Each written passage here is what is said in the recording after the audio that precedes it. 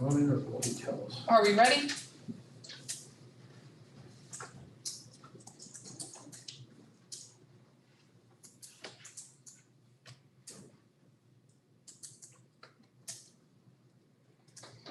Can I hear you? The microphone looks turned on. Yes, you guys are ready. Thank you. Thank you very much. All right, good afternoon, everybody. I'd like to call the work session of Board of Supervisors to order.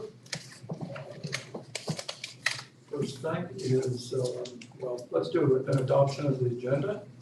Amendment to the zoning ordinance, thank you, and rezoning signature series. Is there a second? Second. All in favor? Aye. Okay. All right, our first item is amendment to the zoning ordinance regarding accessory apartments. Mr. Gillespie. Thank you, Chair Crozier, members of the board, and Mr. Voorhees. You received in your packet some information, just a quick background on proposal to add accessory dwelling units as a use in the zoning ordinance. We presently have accessory apartments in the zoning ordinance, and they are limited to 800 square feet. There are other uses permitted in agricultural and residential districts, which include tenant housing, which doesn't count as an accessory apartment. But what we have been presented with by citizens and folks looking from outside the county is that we have a very small amount of space allowed for accessory building that would have housing to the main house. So we have proposed to keep the accessory apartment. The reality of it is some have been created as accessory apartments since the uses existed. So to extinguish the use would then create essentially some potential nonconformity or cases where that use was permitted and is no longer a listed use. So it seemed to be that the cleaner way to do this would be to create accessory dwelling unit as a specific type of use, a specific listed use. And then we did propose for your consideration 2 conditions. And those are in the second page of the memo. I'll just read through those real quickly. That only one accessory dwelling unit or accessory apartment be allowed per lot or parcel, except in the case of multiple detached accessory dwelling units on bona fide farms, provided one occupant of each accessory dwelling unit is an employee of the property owner. And 2, that the accessory dwelling unit shall not contain a greater floor area than the gross floor area of the principal dwelling on a lot, the main house, and shall be located to meet the district requirements for lot area, frontage, setbacks, and yards as if that accessory dwelling unit were developed as for the dwelling on a lot. Now, that second provision would allow for the future subdivision of the property as if it were 2 independent lots. There is some consideration that should be given, and I think some discussion by you all about the location of accessory dwelling units, as they typically are behind or beside the principal dwelling unit and have kind of a secondary placement. So in this second condition, it would create a requirement or create a standard by which the accessory dwelling unit would not be limited to 800 square feet for accessory apartments, but it would also have to meet the setbacks and the frontage and so on as if it could be a standalone parcel. Now, larger parcels, that makes good sense. There are occasions whereby someone might want truly a mother-in-law cottage behind the house, and this condition would be problematic. So I point that out to say, to suggest for your consideration that concept, those 2 ideas. I also included the list of everything that was proposed in 2008 when a draft was brought forward to you all, to the previous board for accessory dwelling units, and there were many, many more restrictions and conditions that were stipulated as proposed in that draft. And they're similar to what you see with other restrictions in other localities. The board did not adopt those, and again, also went with an accessory apartment as opposed to accessory dwelling unit. But I will say our first suggested consideration, suggested condition comes from that draft. I think that's a good condition. I would recommend it for your consideration. I'm happy to answer any questions about what we brought forward. Okay, I'm a little confused with back Sure. and forth here. Okay. What are you recommending? Recommending that, as drafted in the memo, that there be a new use added to the zoning ordinance for accessory dwelling unit. That the first condition also be really part and parcel of that there be no more than, or not more than 1 accessory apartment or accessory dwelling unit on a parcel, water parcel. The second item, though, like I said, it makes good practical sense. When I introduced this to the planning commission, I think that this is a good way to frame this. But there are, I'll just say that the potential consequences might be someone wants to create a fairly large-ish unit in the rear yard, and it might not otherwise meet the potential for future land division. So if the objective is, if the object is to make it such where, which is what I explained to the commission, and I thought was a pretty good idea, that this would create a situation where somebody might not want to do that and have a fairly large. You're talking about the staff suggests consideration following conditions, you're talking about condition 2. Condition right? 2, yes, sir. Which may be exactly what you want. You may not want a largish cottage in the rear yard of the house. And even in some of those circumstances, you could still create a parcel line that might be able to divide it into 2 parcels as long as they meet their area and frontage and setbacks. But I could foresee some circumstances where somebody might have exactly 4 acres and try to divide them into 2-acre parcels, and they think they've met everything, and they're gonna have a hard time putting that second lot line in place. So I just, again, for your consideration and discussion, I want to point that out. I still think it's a good idea. Josh, one of the ones, I flagged the word frontage there. I could see that the lot size makes some sense, probably the setbacks and so forth, but in a situation where you wanted this dwelling unit to be even to the rear of or near the rear of, the only way you're gonna get frontage, by the way we define frontage, is for building roads, and I'm not sure that.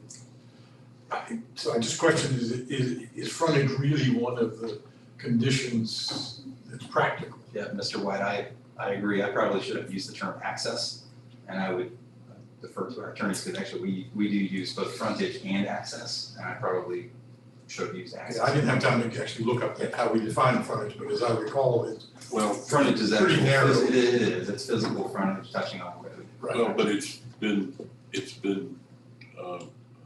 interpreted much different from that. It's been interpreted as being the front property line if you're back in off of the road. So, I mean, there's been some very creative and I would say kind of strange interpretations of that. Because it hasn't been just a state road or even a private road. Right. We had a case here recently in the last 18 months. I'm aware of some of that background. I don't know the precedent that got to that sort of multiple cases or multiple instances, but in most shorthand, when people say frontage, there's usually like implied frontage on a road, frontage on a public road. Yeah, that's what most people think of. Right. and it specifies the number of feet in many cases. Yes, or 20 feet, 50 feet, 100 feet, whatever it might be. If it's in ag, I think it's Well, 200 or more, that's right. 200. That's right. But if you're talking about an accessory unit, it's on the same lot, and so they can have the same driveway without necessarily any kind of an easement for a road. Is that correct? That is correct, and under the code now, that one driveway can serve 2 units without a recorded easement. It's just a driveway, and they have to work out between the parties how to get. That would preclude any sale of the other, splitting it into 2 lots, because then you'd end up having to have an easement for a road or for access. You could just put an easement over the driveway. Huh? You could just put an easement over. That's the right, but you driveway. still need to have an easement for the back property if you're going to separate that as a separate lot. Okay. But it would still trigger the issue of frontage. I mean, like, I think that frontage to be replaced with, access to the public highways or whatever term you use is. But, the other question I had is what is the connection between condition 1 and 2? Because in condition 1, a large farm might have several of these. Right. And comply with with that, because you could have, all it really says is that one of the occupants has to be an employee, I assume of the, it means at the farm, not just the property owner. Because he could have a side business, you know, selling t-shirts, and that's probably not what we're going, but anyway, but then it seems to conflict potentially once you start adding multiple units, you're gonna be in conflict with number two. It seems to me because you might want these things, you know, on a smaller footprint than a 2-acre lot. Right. If you're putting multiple in. And so how do we resolve that, or do we care? I guess is the question. I just point out that number 2 tells me it has to be at least a 2-acre lot in ag. Number 1 says that I can put several of these closer together theoretically on a 500-acre lot and still violate number 2. I'm not trying to nitpick, but. Right, now, I would respond to the part about access versus frontage. I think that's really important, that I should have used the term access, I didn't really dwell on frontage, and should have. But the tenant farms, or tenant structures on a farm, I think it unlikely that many people would want to divide out their tenant housing into parcels. And so as long as they meet the setback requirements, then I would say that the access requirements are not, they would never be able to meet the access requirements. And as far as zoning would be concerned, if they met their setbacks from the property lines, that's really the requirement that they would need for the side setbacks. So I guess the question is, should the language sort of at least point to that, to some? Should it be 2 separate? Yeah. Which appears that it would be better to be 2 separate accessory building ordinances. I'm thinking of a situation of a farm in Culpeper County. I think it's right on the line between Culpeper and Martin. And I think they have like 5 or 6 of these, but they're clustered. That's right. And nicely done. But they're not giving up 2 acres of land for each one. So. Right, and that's what I'm saying, I don't think in many instances that any farmer would want to create it for some future vision. They're creating it for the convenience of housing. Right. And so as long as they meet the yard requirements, that's really all that we're looking It's not even farmer, it's agricultural use, for. Sure. because we've got some ag uses that absolutely would utilize this very well. Greenhouse could have a lot of employees. Yeah. Exactly what I was. And that's the other question, I guess, is it says bona fide farm. Is that what we want, or do we want it to be Agricultural. a little bit more broad in terms of ag stuff? I mean, you mentioned greenhouses, could be nurseries, could be, you know, all sorts of number of.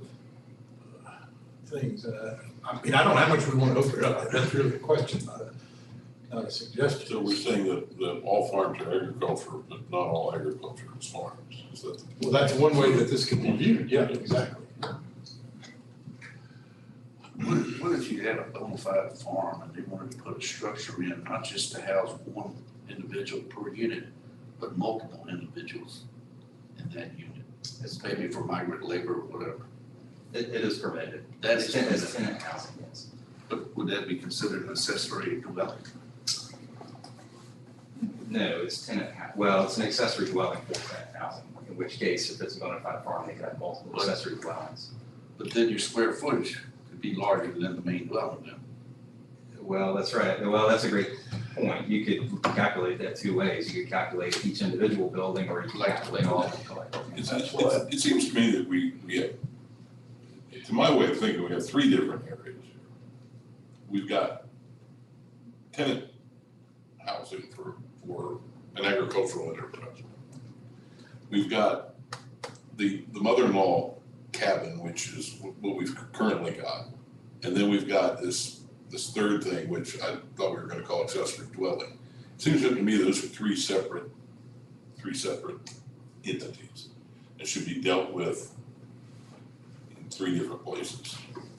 And this seems to kind of mangle them together. The intent was to have accessory apartments as one use, accessory dwelling units as a new use. So continue the accessory apartments as the existing use, add. So the existing, the accessory apartment is the mother-in-law cottage? Correct. The way I don't know that I accessory, like the use of the word apartment. well, And because it actually says a standalone unit. Mr. Johnson, In the definition of the apartment. I agree that the term apartment seems to indicate something other than what we have in the code right now. But the code refers to accessory apartments with this definition, which includes an apartment above a garage attached to a house, and it includes the detached building. Which code are you speaking of? Orange County zoning code, Well, we could fix that. And that may be the point. We probably need to look at the tenant housing definition as well as the existing mother-in-law or accessory apartment language and the new language as well, because those are, they're trying to get at different things, but the clarity might not be as much as we really need, especially if we start adding a third category. I like the idea that this represents. I think we want to probably put it in that broader context as Mr. Johnson suggested, several different types that we're trying to address here. And then be careful that we give the right kind of guidance to the potential user of this. Some of these words are, if we're, I assume that when we're talking about setbacks and yards and things like that, it's as specified in the zoning ordinance section, whatever. Sure. As an example. I think we have to, some of this has to have really tight definition, it seems to me. Or completely left open to case-by-case examination, whichever. Well, so Mr. White, some counties do permit accessory dwelling units only by conditional use or special use. So everyone comes forward as a case that's examined that way. I think Orange made a wise decision in creating accessory by right use in the code, in the districts of the code where it is. It is confusing, I think, to a layperson, an outsider, to read accessory apartment and understand that it means potentially a detached building that is in what most people would not consider an apartment. But that is the language in our code right now. So what I was saying earlier is there have been units built under that term. And so those units now built as accessory apartments under the code as it existed are accessory apartments under the code. And so when we change the definition or remove the idea of an accessory apartment, then it potentially affects them. Well, how about an accessory residence? That would include apartment, freestanding, whatever. It would be a separate. And it could be construed as either an apartment or a freestanding. I really don't understand. Are you suggesting it would make them non-conforming uses then? Is that what you're saying? If it's a use no longer specified in the code, then Even if it fits the definition that we give this new entity? no, no, that's correct. If it met the definition in the new entity, then yes, it would. Okay, what situation, give me an example of a situation where it wouldn't fit that. For the dimensional setbacks, something that was built not to meet the setbacks. It would not be divisible. And the intent was never to make it Well, divisible. no, but if we're just renaming it from accessory apartment to whatever. I mean, what's allowable right now is only up to 800 square foot Correct, mother-in-law unit. correct. And there are no further restrictions. And you're about saying that we call that right now accessory apartment, an accessory apartment. whether it's So if we inside. change that to, if we decide that we don't like that definition and we change it to an accessory dwelling unit, but we don't change anything else, then I don't see how we make anything non-conforming. If you don't change anything else, if the accessory dwelling unit also. Anything else having to do with that? Right. To me, that should stay this, I thought the idea was to leave that the same. And then create a new, category. Yeah, I think that's what you were saying. What I took to mean, you just take out the word apartment and put in something else, house. House or Resident, Abode. tent, whatever, you know. But everything else stays the same except that word. anything that's not specific to it being But- part of the main structure or detached. But that's, that, whatever it's called, that accessory blank is more restrictive by several measures than this. I think the other thing we're talking about shouldn't be called accessory dwelling units, I think it should be called additional dwelling units or something of that nature. Mr. Johnson, I wish we had talked about this a little bit more beforehand, because I I agree. thought we did. Well, we did, but we didn't talk through all these points, because you're right, a lot of places would call that second dwelling on a property. So it's, which right now is not allowed unless it's this accessory And by apartment. the way, we're talking about it now. No, The transit legislation. That is what this. Yeah, so I mean, I think this is a good exercise. You know, I just, again, I see it as being three different things, and we probably should address them instead of trying to get them all under one roof, so to speak. Yeah. Have some accessory rooms that we put them under. So The concern was, it was 800 square feet, correct? that's a concern, yes. That was a major concern. Yes. So what we've done is, at least with this, we've raised it to whatever the other dwelling unit is. So if I got a 4,000 square foot home, I could put a 4,000 square foot accessory dwelling unit. Is that okay? That was my point. What if it's 10,000? What the law I gets it think we're getting our terms confused. I think the accessory dwelling unit is an accessory to the main house. You don't want to put your, I'm not going to mention any names, your aged mother, you don't want to put her across the creek and over the hill. Maybe you do, but it would be a nice thing to do. So you want her nearby. So you want her pretty close to the house. Not too close. And that's the accessory part.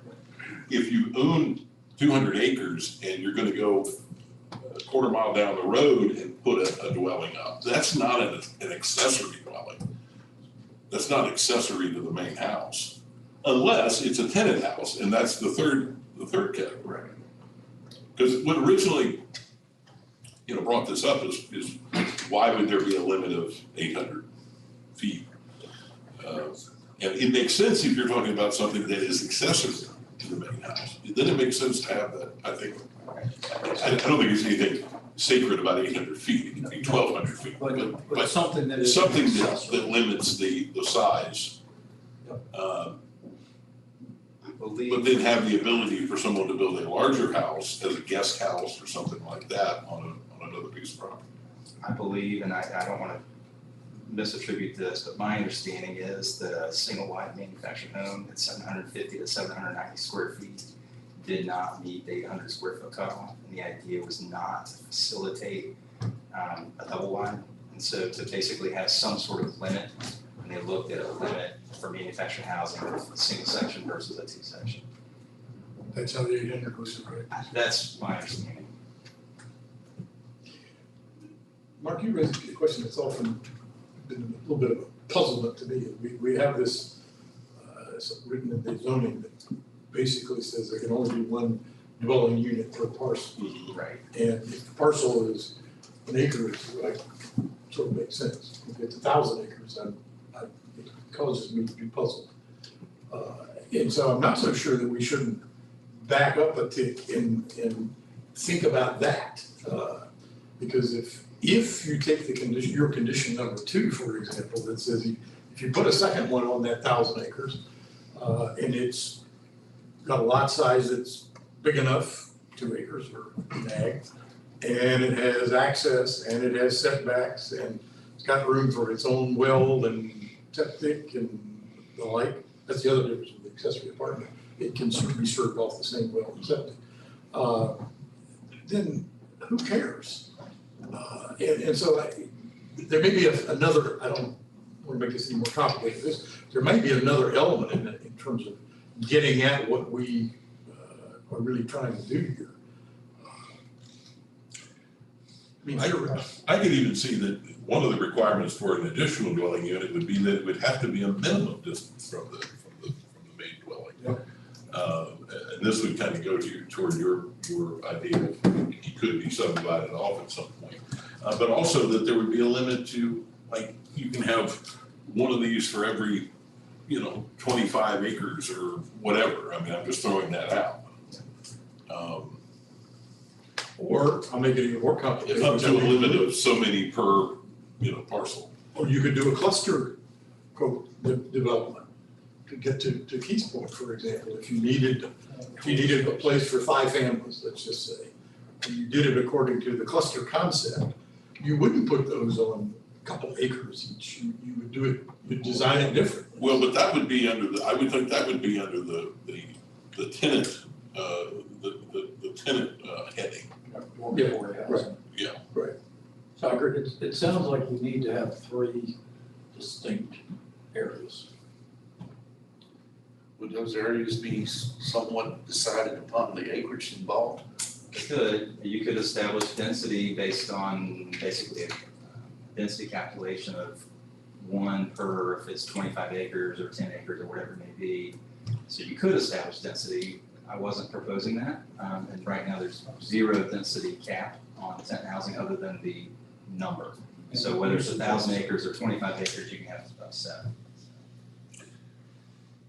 I'm just dealing with sort of the sense that if somebody's got 3 acres, yeah, I understand why we put a limit of 800 square feet. We do that for a lot of reasons. But if somebody owns 500 acres, it's absurd to say they can't build a guest cabin or something of that nature. Like I said, a half mile away from the existing house. So what interest does Orange County have in preventing that? So I don't have all the answers, and if you ask me right now, I wouldn't be able to write down how I think it ought to read, but maybe you can take some of the feedback you're getting from us and come up with something. Absolutely. So I heard 3 housing types. We talked a little bit about 1 unit per some number of acreage. There's also the potential that you have a 5 acre, 10 acre, 15 or 50 acre, something like that, where beyond such point, rules apply that don't apply to low-end points. I mean, there are ways we can go with it. And I think you need to address the issue of access directly as well as maybe water and sewer, because we probably should use that as almost a definition that maybe this, what's today called accessory apartment, can share water and sewer, but the others can't. Well, For example, right. Unless you did a cluster. a cluster that has a community system. Yeah, I mean, When we keep talking the thing of an apartment, I keep thinking the cluster of an accessory apartment is part of the same building, in which case none of this. And that's why an accessory residence. Whatever, but at least, because now we're talking a separate building as opposed to show that it's the mother-in-law suite on your own house. And my understanding, at least at one time, if you had a breezeway attaching the two, then that was a completely different set of rules that govern that. That's true. So I could speak to that a little bit. But, yes, it grew out of some tortured breeze. My understanding is there were some tortured breezeways that were created to keep everything under one roof. And then the idea was, well, this doesn't make any sense. Let's get rid of that. So it could be independent, detached, or attached. The apartment, you think about like Cato Kalin back in O.J. Simpson days that lived at the pool house. That was an accessory apartment. I mean, most people would not call it an accessory dwelling unit. We don't want to allow pool houses. Put that in the code. Yeah. We go back to revolutionary times where that breezeway went to the kitchen when you were doing all your cooking. So, okay. So you have a good idea of what to come back with. Sure. Would you like me to come back in 2 or 4 weeks? I'm asking scheduling Well, questions room now. 2 weeks. It has to be 4. And for another workshop, Might be ugly. Yeah, there's no, Before we Just to be, don't, yeah, there's no rush to this, but it's something like. Yeah, I'd rather fix it right rather than Yeah. rush through something that just causes an additional set of problems. Not that we would do that. and I guarantee if we have questions that the landowners and the surveyors and the like are gonna have more Twice as questions. Yep. All right, everybody good with this for today then? All right. One other point, as you're looking at those, you might look at other types of things that are allowed that might generally fit under this topic. You mentioned tenant. There's some other things that deal with temporary housing and these kind of things that, you know, look at that language just to see is there something, some thread there that needs to be, at least make us aware of when it comes to discussions. Okay, I sure will, but, you know, the only one that I know that's written in is temporary medical, family medical housing, and that's written into the code. Well, but even the family subdivision language, I can see that getting sort of wrapped up in this somehow, you know, careful. What if this dwelling unit's gonna be your daughter? Paying more money. All right. Thank you, Josh. Thank you for all your feedback. Appreciate it. Sir.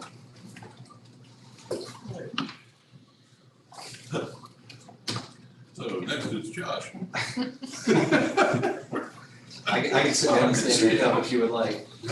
I'll give Lee an opportunity to. Is that landing with faint praise?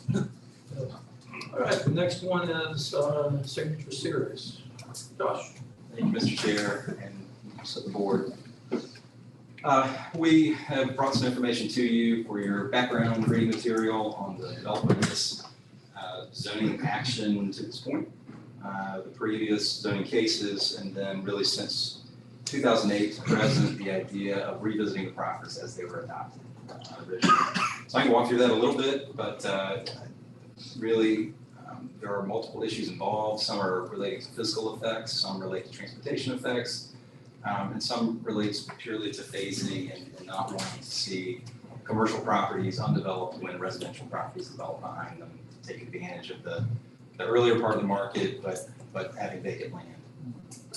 Again, that's my understanding of the board's intent, dating back to 2004 when the zone was established. So we can walk through the kind of the path, but my intent, and the applicants are here this afternoon.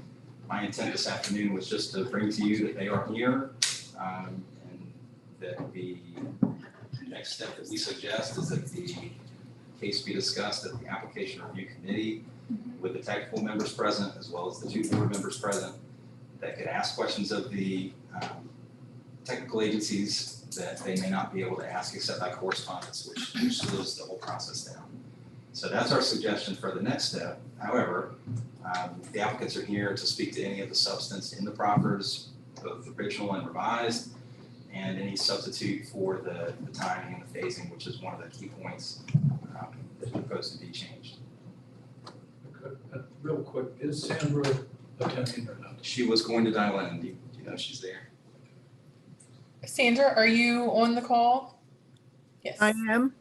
Okay, fantastic, just in case there was something that. Thank you. dealt with that needed to connect the dots. Good afternoon, Sandra. Good afternoon. Okay, any questions before we talk to the applicants? You're gonna give us sort of your assessment of where we are? Is that what I heard you say? Yeah, we Or was really that what you just did? We really have done that in the memo from the planning commission to the board. So the staff has reported both the commission action and the staff position. I can recount some of the history if you would like. We can go through the memo. But in essence, there are development standards that match up to those in the code. And there is a phasing requirement that essentially we feel needs to be addressed.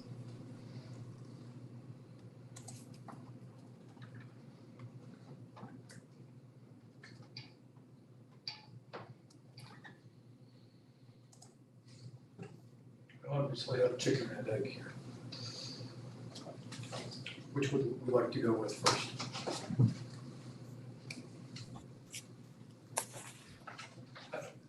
Let me ask a question before we actually get started. I believe, but I just want to make sure that I have a correct understanding here. I believe that the planning commission may have muddied the water some in their discussions with what has currently been presented. Would that be an accurate? Mr. Treasurer, I will relay that the latest revised proffers came in, I believe, Sandra, it was May 4th Yes, that's correct. for the planning commission meeting on the 6th. What, no, the last set of proffers that we received came after the planning commission's action on April 15th. That's right. And the revisions reflected, it was in response to some of the discussion at that meeting concerning the sort of revised proposal that would include age-restricted housing.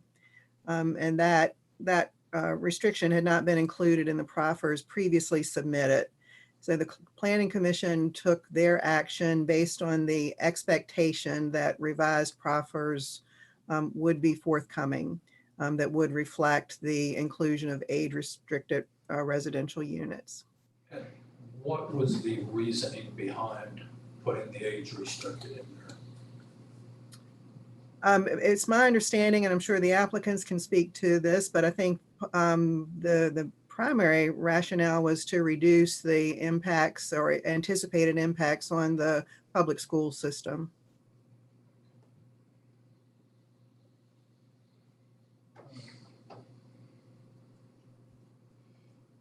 Anybody else have any questions regarding? What is that age restriction? I looked at that, under the age restricted covenants.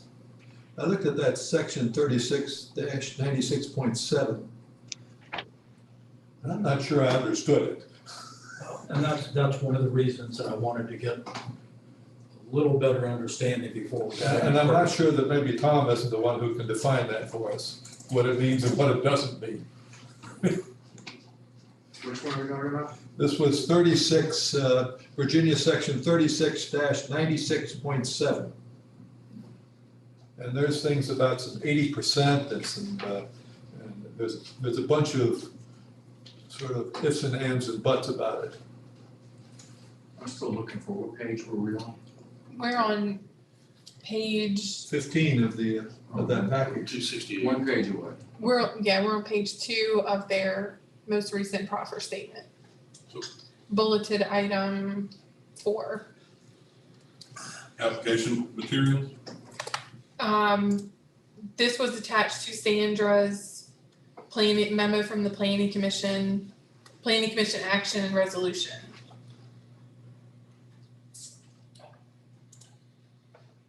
It's the What first, page was it? page 10 of that PDF. What page is it? I just got the global. I just got the global file, it's on control file. You're probably 13 or 14 pages into the entire It's PDF. on page 15. Page 15, there you go. It's Roman numeral 4. Page 15 of 268, okay. Oh, okay. The age Yeah, restriction. that's just the state law that has an age we wouldn't even be allowed to do, or nobody's allowed to do age restricted dwellings except that state law allows it. And this is the state code section that allows age restricted, which is 55. And So it's not requiring it, it's literally just allowing it. yeah, basically it would be illegal discrimination, but state law has been, a state code portion, section was adopted to allow age-restricted apartments so you're not violating. But with this provision, we're not forced, it doesn't mean that there will be age restricted. No, it is. They're saying all apartments we developed on the property shall qualify as housing for older persons. So they're saying we're gonna meet the definition that the state has for what's an acceptable age-restricted apartment. So they are saying that they'll age restrict. Okay, all right. I looked at all the other parts of that thing, and it seemed to talk about 80% and a bunch of other things. Well, there are some exceptions. You can have a certain percentage of people under 55. There are some, I can read them to you all if you want, but yeah, there are some exceptions that it's not an absolute, only people over 55 can be in there. It's 9.7. At least 80% are occupied by 55 or older. And it's also solely occupied by, so you could have, as long as, or it doesn't require solely, so you could have 2 55-year-old people and 3 teenagers living with them. So it doesn't say everybody has to be 55.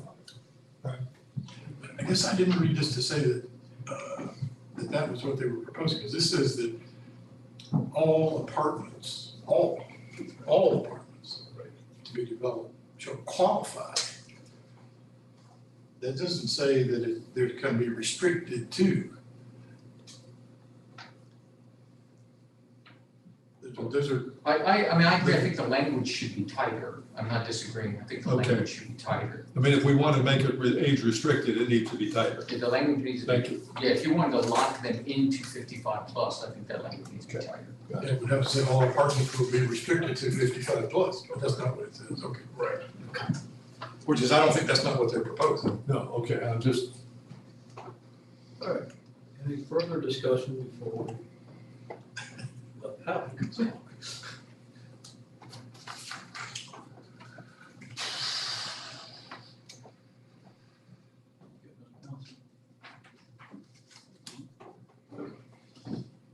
All right, Josh. Thank you very much. Thank you, Sandra. Yes, sir. Bob Dudley and John Marcantoni are present. Yes. Don, Bob, whichever one of you or both of you want to come up. Bob's having issues with his voice today, so I'll be taking over today. Okay. Just wanted to thank you guys for the opportunity to speak in front of you and hopefully answer any questions you may have and clear up any misconceptions that may be out there regarding our project. It's been approximately 8 years since we were last approved for our rezoning for commercial and residential. Over those 8 years, we actively marketed commercial to bring a big box in. We were restricted to a big box of 59,000 square feet, where would allow us to start any residential. At the time, the market, we thought would allow that. Unfortunately, as time went on, the market changed, and as we all know, everything went sort of online. Brick and mortar large box stores went by the wayside. We really kind of languished up until the point about 3 years ago when we approached a couple members of the board to have the restriction of having 59,000 square foot phasing requirement on the commercial removed so that we can actually restart the community. So it brought us to today, which would be basically bringing our project into full compliance with the GWAP. Currently, we are part of the GWAP as it stands today. We are about 90% compliant based on what was shown in the plans. Major improvements that we brought into play were the roadways for the townhomes are all VDOT compliant. So if you check our GDP, you have 65-foot right-of-ways in the internal part of the development and 48-foot, I believe, outside the major core of the residential section. So that met the code as far as bringing the roads to VDOT compliance, as well as accommodating open space, utility plans, and revising and updating our plans, fiscal studies especially, to accommodate the requirements of the GWAP resubmission. So where we're at today is basically a better plan, we feel. It's more environmentally sensitive. We took out the large strip center. We're looking to bring on smaller parcels to accommodate the market. At this point, with activity, we feel that would be, without any restriction, we'd be able to attract commercial in at this point. Our plan would be, hopefully, with your all's approval, would be to move forward with re-engage our commercial broker, get the site cleared, attract whether it be a tenant for commercial, a residential builder for towns, or apartment builder. At that point, we would engage our engineer to get a site plan developed, get the water and sewer designed, and put into place once we had a contract in place to move forward. And at that point, we would clear the whole site. We would rough grade the areas outside for our commercial areas to a point that could accommodate the future pad sites. And with that, we would expect to attract commercial entities. Based on our updated fiscal study, the age restriction was actually changed to accommodate need. The apartments up the street, Germanna Heights, they have a waiting list of over 60 people. But we really weren't aware of that at that point. So we thought that would really cover that need and obviously help out on the school impacts as far as not making those apartments families. But 55 and older would be appropriate for that area, and as well as fit into where the commercial parcels would be located. And as far as the other entities, we had met with, I know there's a talk of a second ARC. We did go through VDOT, RSA, sediment erosion control, and I believe we met all the requirements, and that's how we developed the plan. And we want to really get your guys' input on what you thought moving forward.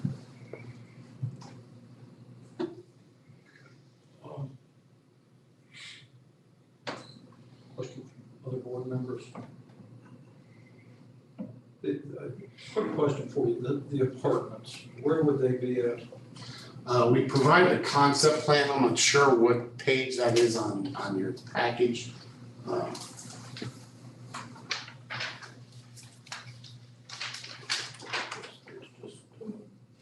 So essentially that would be in the high corner up on off Hampton Lane behind the townhomes. The four buildings. Is that correct? I'm sorry, Jim? The four buildings of 8 units apiece? No, it would be on the north side of Hampton Lane, below the townhomes, in the commercial area. Okay. We wanted to set it as far away from Route 3 as possible. John, can you look at the screen and indicate which area that is by describing the? Oh, I'm sorry, back behind us here. They can see it in front of them. I'm sorry. Oh, If you Or could, you can if you step could up describe here the and point it hatching or out. the color pattern. oh, sure. Can you move that up a little bit the other way? So that would be this area right here. Okay, I'll check that one. Yes. 75 is what. Yes. 75. See that one, And Next to the last we page. provided the additional uses per the hatching, just to kind of give an idea of what we thought would work best there. Do we have that in our package? I believe so. Yes, sir. Yes. What page is that, Allison? 71 maybe. Yeah, there it is. What page? 71. I thought I had seen it, but I couldn't. 71. I'm sorry. What page? 71, I 70. believe. Well, that's the electronic version. Apparently the paper version, it has a different page. It should, the paper version and electronic should be the exact same. It's not. It's not? Jim. I can give you this copy. I have it.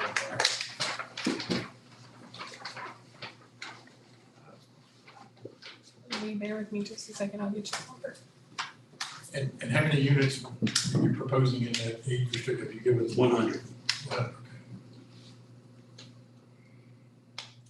What does that give us? What is the total number that you're proposing now? That would be 230 townhomes with 100 age restricted apartments. So 330 to it, okay. So the townhomes are not age restricted. No,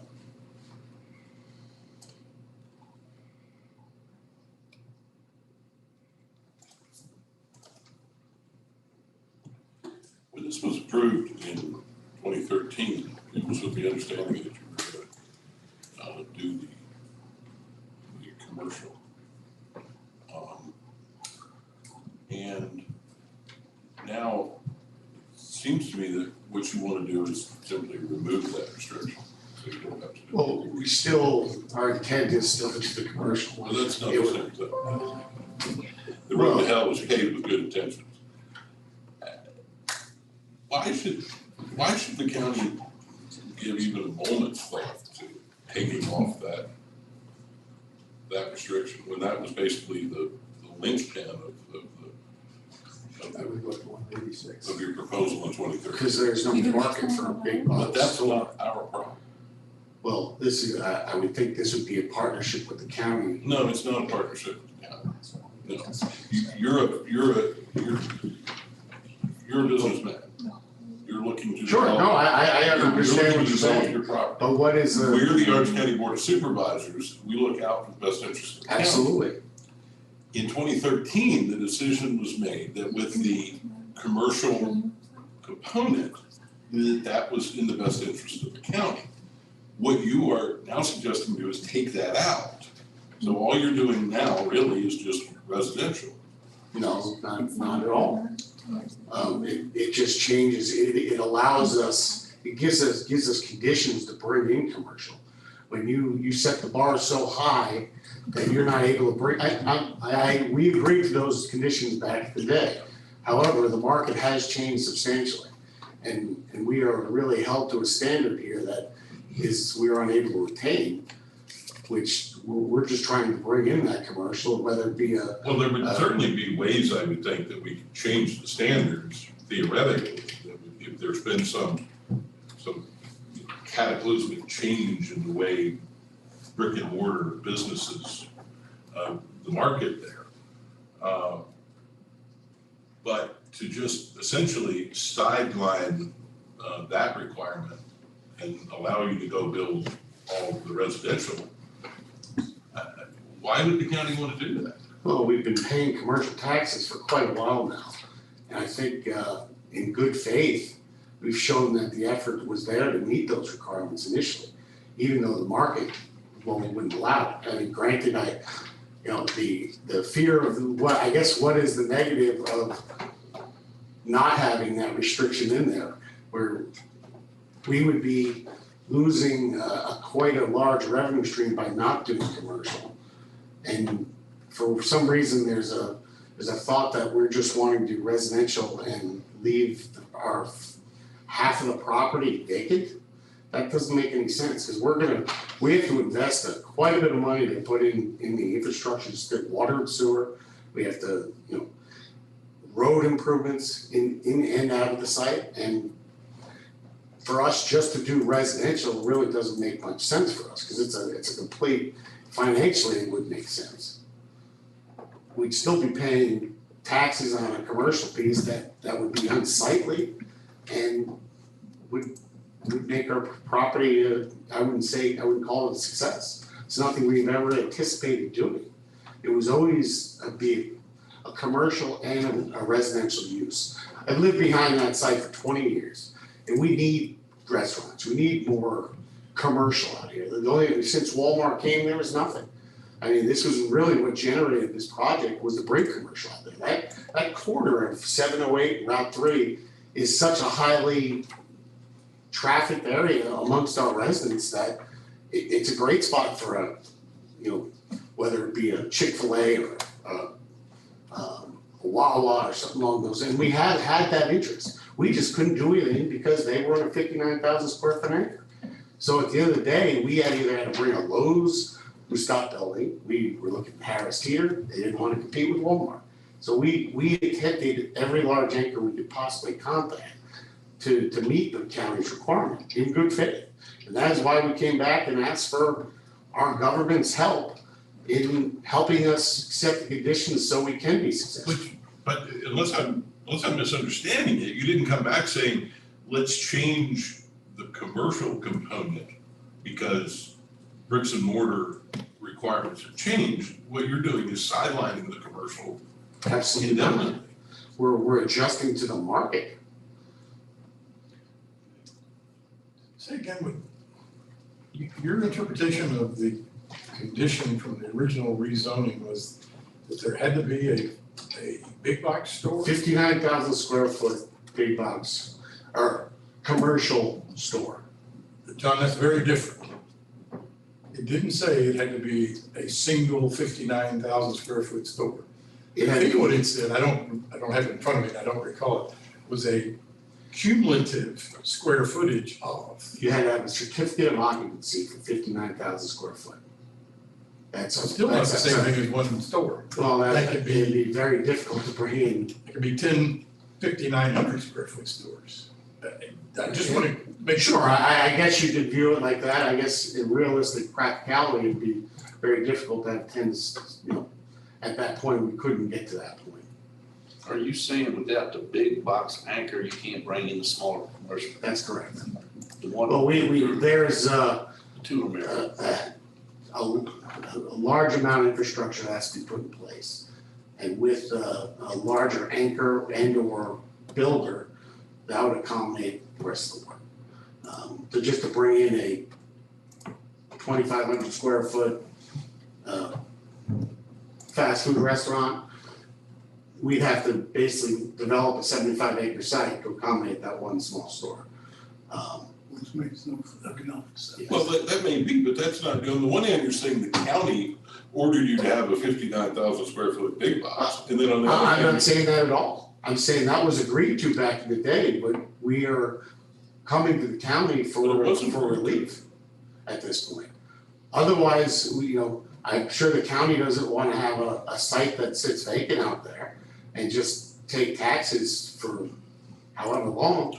But we've been very intent on moving this forward and trying to get that relief from the county.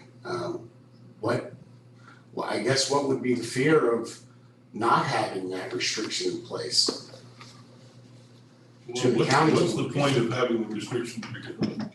What was the point to begin? Did the county just do? I'm not, honestly, I couldn't put that. What is couldn't tell the you. point of the whole GWAP, which is mixed use with the idea that, yeah, you can have some residential units, but you're gonna have to bring the commercial into them. I mean, that's obviously the point.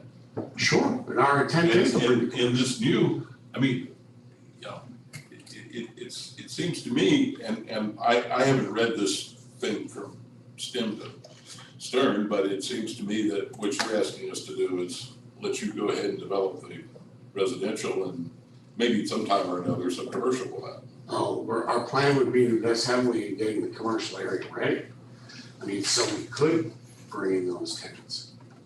That's really our I have intent. some concern about your plans, since you've been working on this since, 15 years. Sure, that's why I'm saying, we're not bowing down and just giving up. Mr. Johnson, to answer part of your question, we're trying to take money from that residential and invest about $2 million in infrastructure and sediment ponds, erosion, to better up areas for the pad sites, so we can sell it, make it more attractive. It's not just to go and win. And we're not afraid to tell you guys that we're putting proffers to a certain amount of bringing in the pipes, lines in, utilities, and the grading of the plan in the front, clearing to make it that way. That's the whole idea with this. You have to get money in to spend the money. That's Asking what about the timing of that, when would you feel like you would be in a position to make that kind of infrastructure investment on the commercial piece? Probably within a year. Because it would take a year to probably 6 to 8 months to develop a site plan once we have a user at that point, and going through the process of. Make sure I'm saying, a year from, you're saying a year from today, a year from starting the residential, a year from, I would say, right now, in today's time, and how busy engineers are, we don't know how long it's gonna take them to engineer the site to even start. So most of the time, it takes 6 months to a year just to get it out in normal times. and submit it to the county for site plan approval. So, we're talking, a year to a year and a half to get plans out, get them approved. Construction, probably another year possibly. and build out could be 6 to 8 years essentially.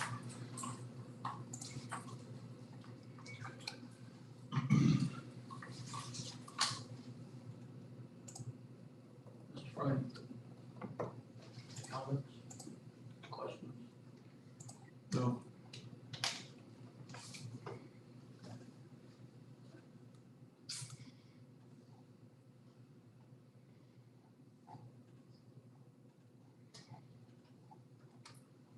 Marshall, that been something?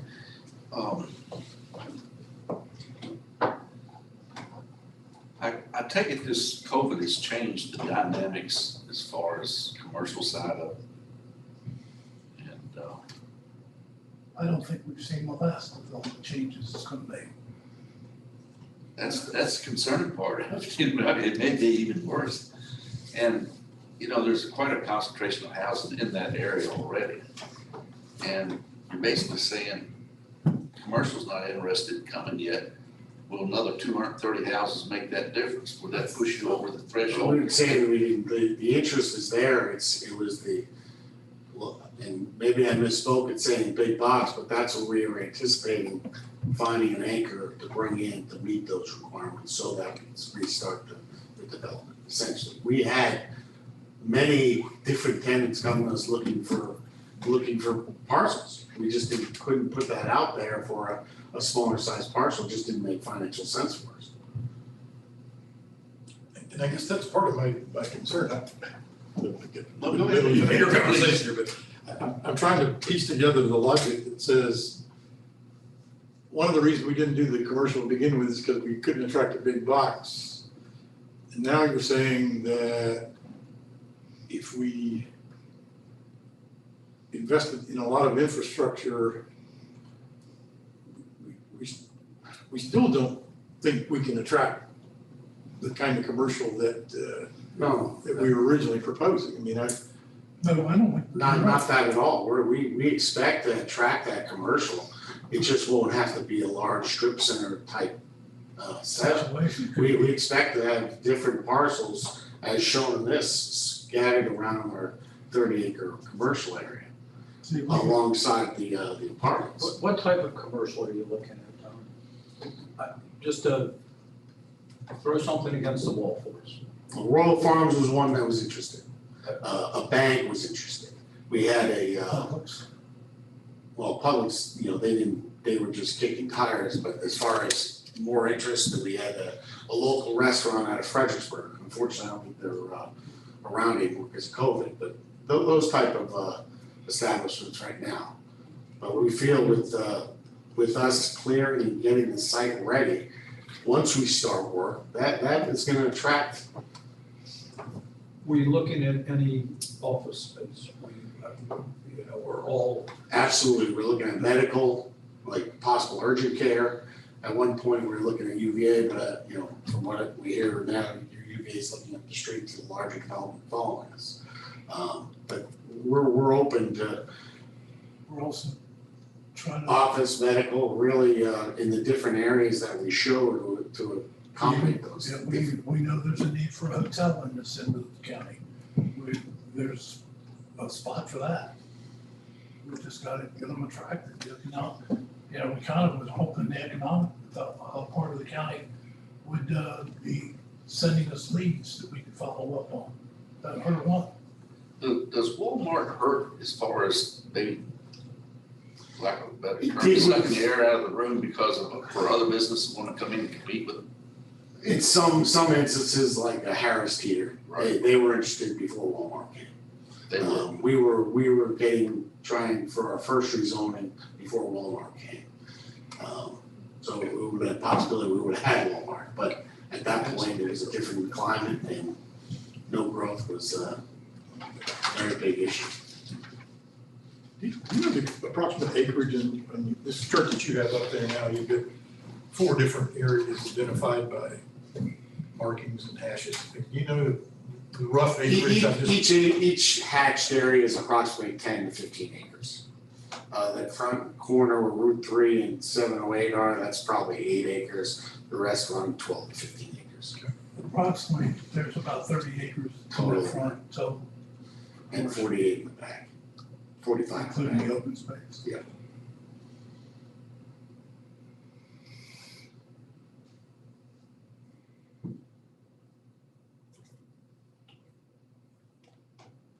When you were looking at the senior housing, what size units were you looking at? 1 to 2 bedroom units. And as far as, I know there's, the Virginia law allows for that one section, it's tough to nail down because of the discrimination issues. That's what our attorney provided for us. So that's why we just put it in that section. If that's something that needs to be tightened up, we're open to it. The only thing is. Tell us how you want to see it tightened, because, yeah, then we got our attorney to look at it, but, again, you don't want the discrimination stuff to pop up. Well, I mean, your proffer says they'll be constructed pursuant to that state law, but it doesn't say they shall be managed, operated, controlled by, something to that effect. At least mandate that you comply with that state law. I mean, the way it is right now, you're simply saying, hey, we'll build so that they could be under this state law, but you don't say they will be. Okay, we can revise that. We can do that to shall.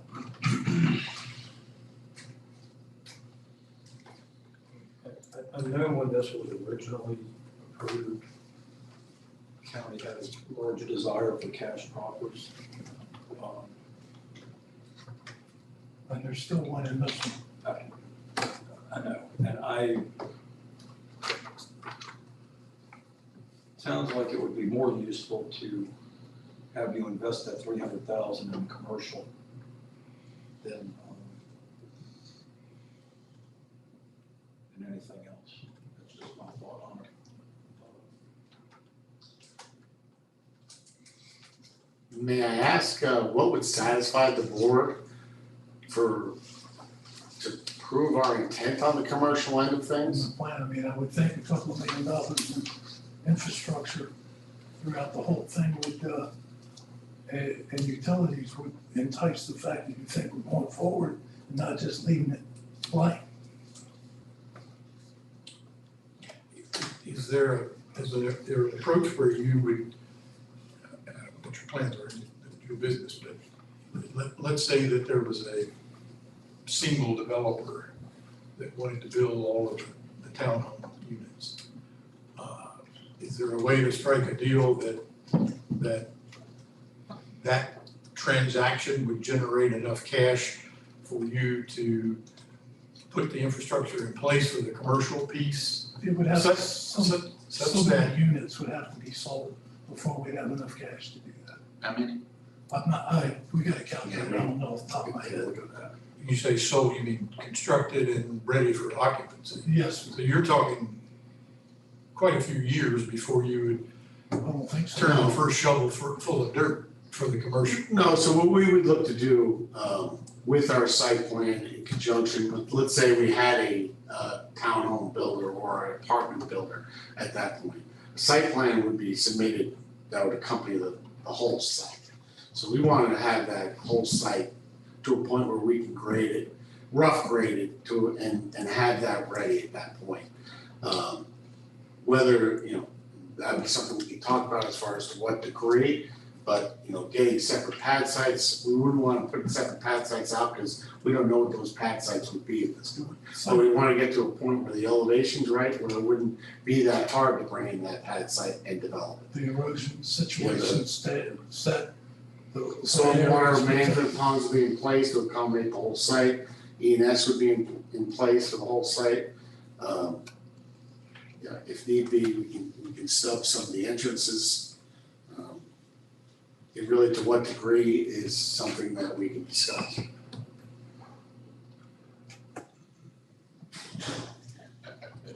Yeah, I'm having a hard time understanding even the concept here, because if you're not gonna do any commercial until you've essentially built out the residential. Not what we're saying at all. Okay, I thought that's So what I if- heard you say. I If wanted we to brought, answer another question. in the instance where we had a user, a residential builder, within the time they submit a site plan for the housing, we'd be submitting a site plan for the rest of the property. That would be the rest of the commercial area. So at that, the timing would be basically, hopefully coinciding depending on engineer schedules and how they'll work to get that in. Probably within a year's time frame of both getting that site plan in. But you're using the sale of the residential to finance putting in the infrastructure for the commercial. For the commercial and the whole site.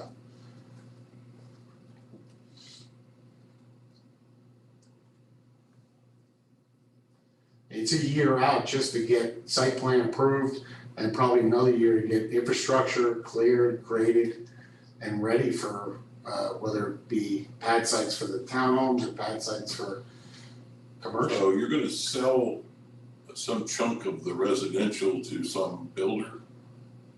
Most builders won't touch it unless they get the whole thing. The whole thing, you mean the Just whole the town, residential? the Just the town, towns. But this or the would be- apartments for that matter. But is someone going to buy it when the infrastructure isn't there? When there's Some people develop their own. Sure. Dan Ryan, there's a bunch of them that develop their own. And then if we do sell it up front, then we would be able to start it sooner. In conjunction with the development of residential base. So, now I'm confused myself. So you're saying that if you sold the residential portion to a single builder, you would take some of those proceeds and do the infrastructure work for the commercial piece? Is that your plan? Is that what you're saying? Absolutely. So it doesn't, you're not waiting on occupancy? No. That's why I'm confused. See, this is the thing, you have 2 or 3 different things. You have one where they buy them after you do the site development, like Mark's talking about. Or you go through and you find a builder who likes doing their own site work because they can control what they have better. In that case, then you would have it bought more up front. So that would be a sooner start to the commercial. How can you do infrastructure for commercial? You have no idea what's going in there. So water and sewer would be stubbed to the commercial areas. Rough grading would be Just done. very You're rough. stubbing, yeah, you're getting to a point where you can put those pad sites in At what cost is that? quite a bit. It's a 30 acre site, so But you can't do much because you don't know what's going in there. You well, just- you can only Right grade, into the in a lot of the site. areas, we're protecting environmental areas, there's a wetland there, So so. wetland areas that will have to be developed around and set up along with the rest, even though it's rough graded. All the erosion controls would be put in for the entire site, and it would be graded within enough area that when we can move other dirt, let's say I've got more dirt back here, I gotta build a pad site, I can move that over now and build that pad site for them. Rough graded would be to a couple feet of what that thing's graded. And the site would be totally That's open, where fair. people could see What are the prospects for a developer coming in and buying the townhouse / apartment properties? There's quite a bit of interest. But there's no interest for buying the whole thing, No. including the commercial? No. That would tell me that maybe the commercial isn't all that viable. Good point. I don't necessarily agree with that, but I'm just, But that would tell- you're the one that said that they're not interested in the whole thing, they're only interested in the Well, that residential. would tell you that any project that you do other than us would be worthless if that's the case.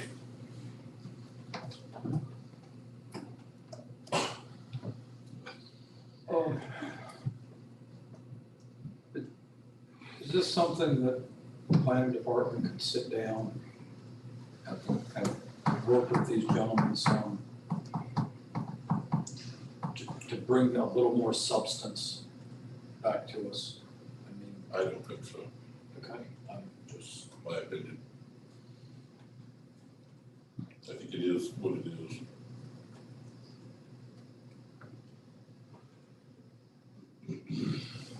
I mean, the planning department can't really change its, spots. yes. It seems to me that the question that I hear that we're being asked to consider goes something like this. they would like to have the county allow them, I'll say it this way, allow them to market the residential pieces. And if they find a buyer, they would accept as a condition that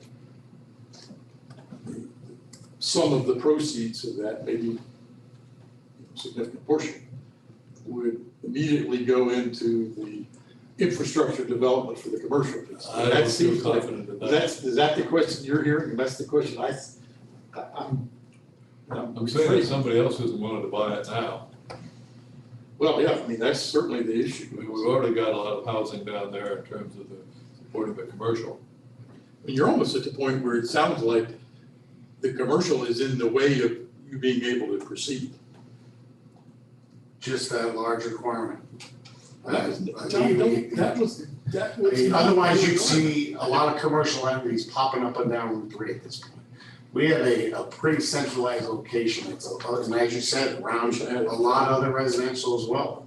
And that activity is gonna bring in that commercial. The activity's already there.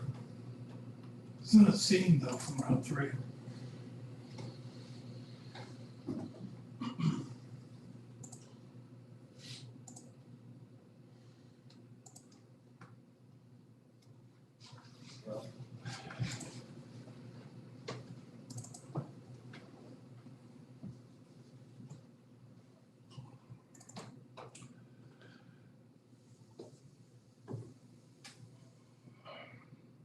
Well, I think the dilemma you're faced with, and Mark said it earlier, the vision for this GWAP area was always a mixed use kind of a community, a mixture of residential and various commercial choices.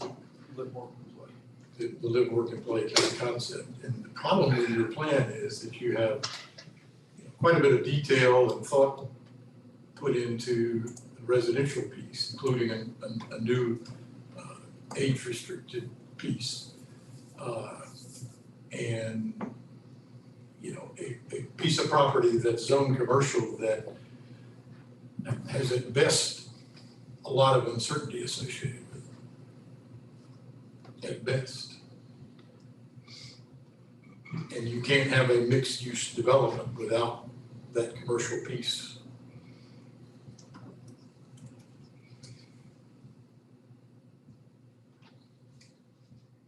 Well, I characterize it, it's almost like the commercial piece is an obstacle for you.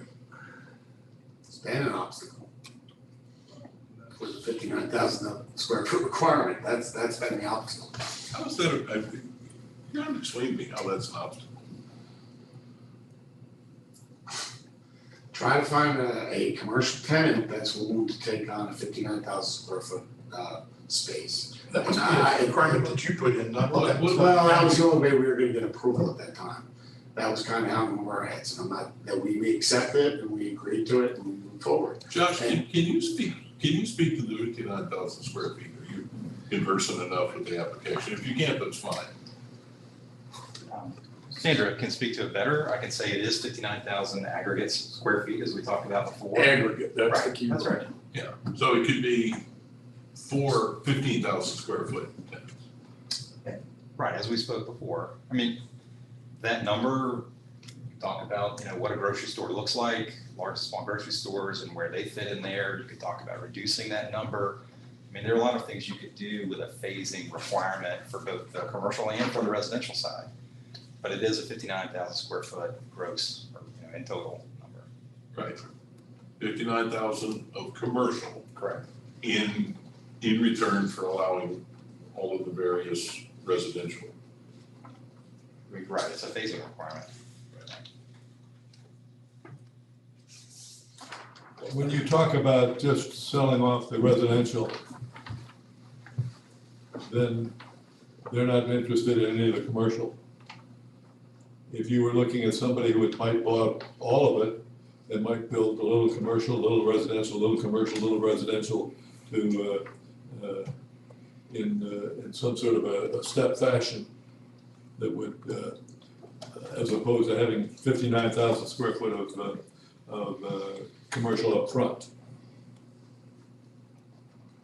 I think you're missing the point that our reinvestment back into the project is gonna make it more appealing than what it looks like right now next to Walmart.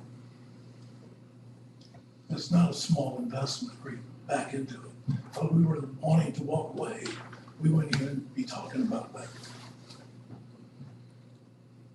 I'll tell you something that gave me pause. I don't have it at my fingertip, but we received a letter from the Piedmont Environmental Council. They're concerned there's not enough commercial space, which is something I never thought I'd hear Heard from from the Piedmont BEC? Yeah, that just absolutely blew my mind. And that gives me pause. That's just not something I expected to hear from them.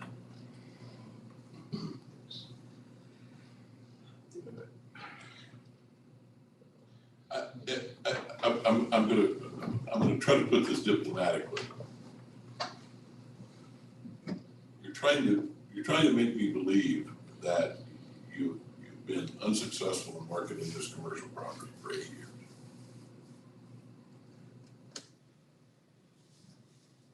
And there's no one who's interested in that commercial property, in buying it, a developer.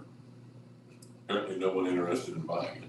We had developers interested, sure, but that phasing requirement made them walk. Well, developer, you mean? I mean, developers Residential in the commercial area, sure, but No, I'm not talking about, I'm talking about commercial development. yes, that's what I'm talking about. With that restriction, nobody wanted to take that risk What risk? of having that 59,000 square feet under occupancy permit before anything else could be started. Because of the infrastructure costs moving I don't forward. remember it that way.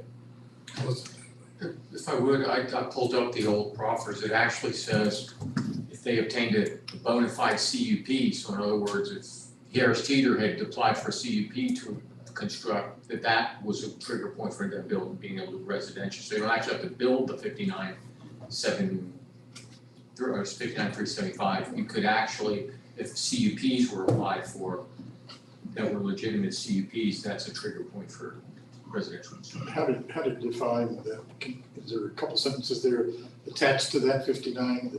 Yeah, it says, no residential plats can be recorded, no residential construction commenced until at least 25% of commercial premises attain occupancy permit, which is 59,375. All residential construction may also begin if a bona fide special use permit application is filed with the Orange County Planning Department and the applicant has properly completed all the steps necessary in the application process. So in other words, is a CUP application a legitimate one that staff has checked off, yes, this is legitimate, would trigger an allowance for residential construction? Still finding a tenant. Well, again, to go back and recap, you haven't been able to sell the commercial, nobody's interested in the commercial. And you want to be able to sell the residential, and then you're going to invest your proceeds from that into this commercial property that you've been unable to develop for 8 years and that nobody else is interested in.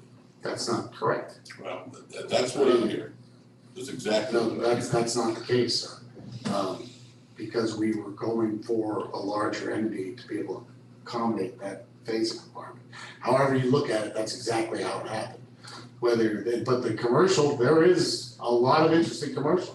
Look at the commercial that's popping up in the area. I mean, you would be looking at Wilderness Crossing if you didn't think there was commercial liability in the area. I feel like we're being held to a higher standard than, I couldn't put it out there, but I mean, is Wilderness Crossing gonna have a phasing requirement? I would assume they would. But, you know, our intent is to do the project as a mixed use, and whether you believe it or not, it's been a very difficult path for us to find someone to attain that. Could we have, I guess, found 4 or 5 smaller tenants to accommodate that 59,000? Possibly. but we weren't able to put 4 or 5 together to reach those numbers. I mean, we've had, at different times, we had different interests. And the market has gone up and down since over the last 8 years. You also have a situation with a small tenant trying to develop the entire site for one small tenant. Financially, it doesn't work. Well, no, nobody in their right mind would think that you're gonna do that. These things have, I'm not a developer, but these things obviously get lined up well ahead of time, and you get commitments from X number of tenants that they're gonna come in.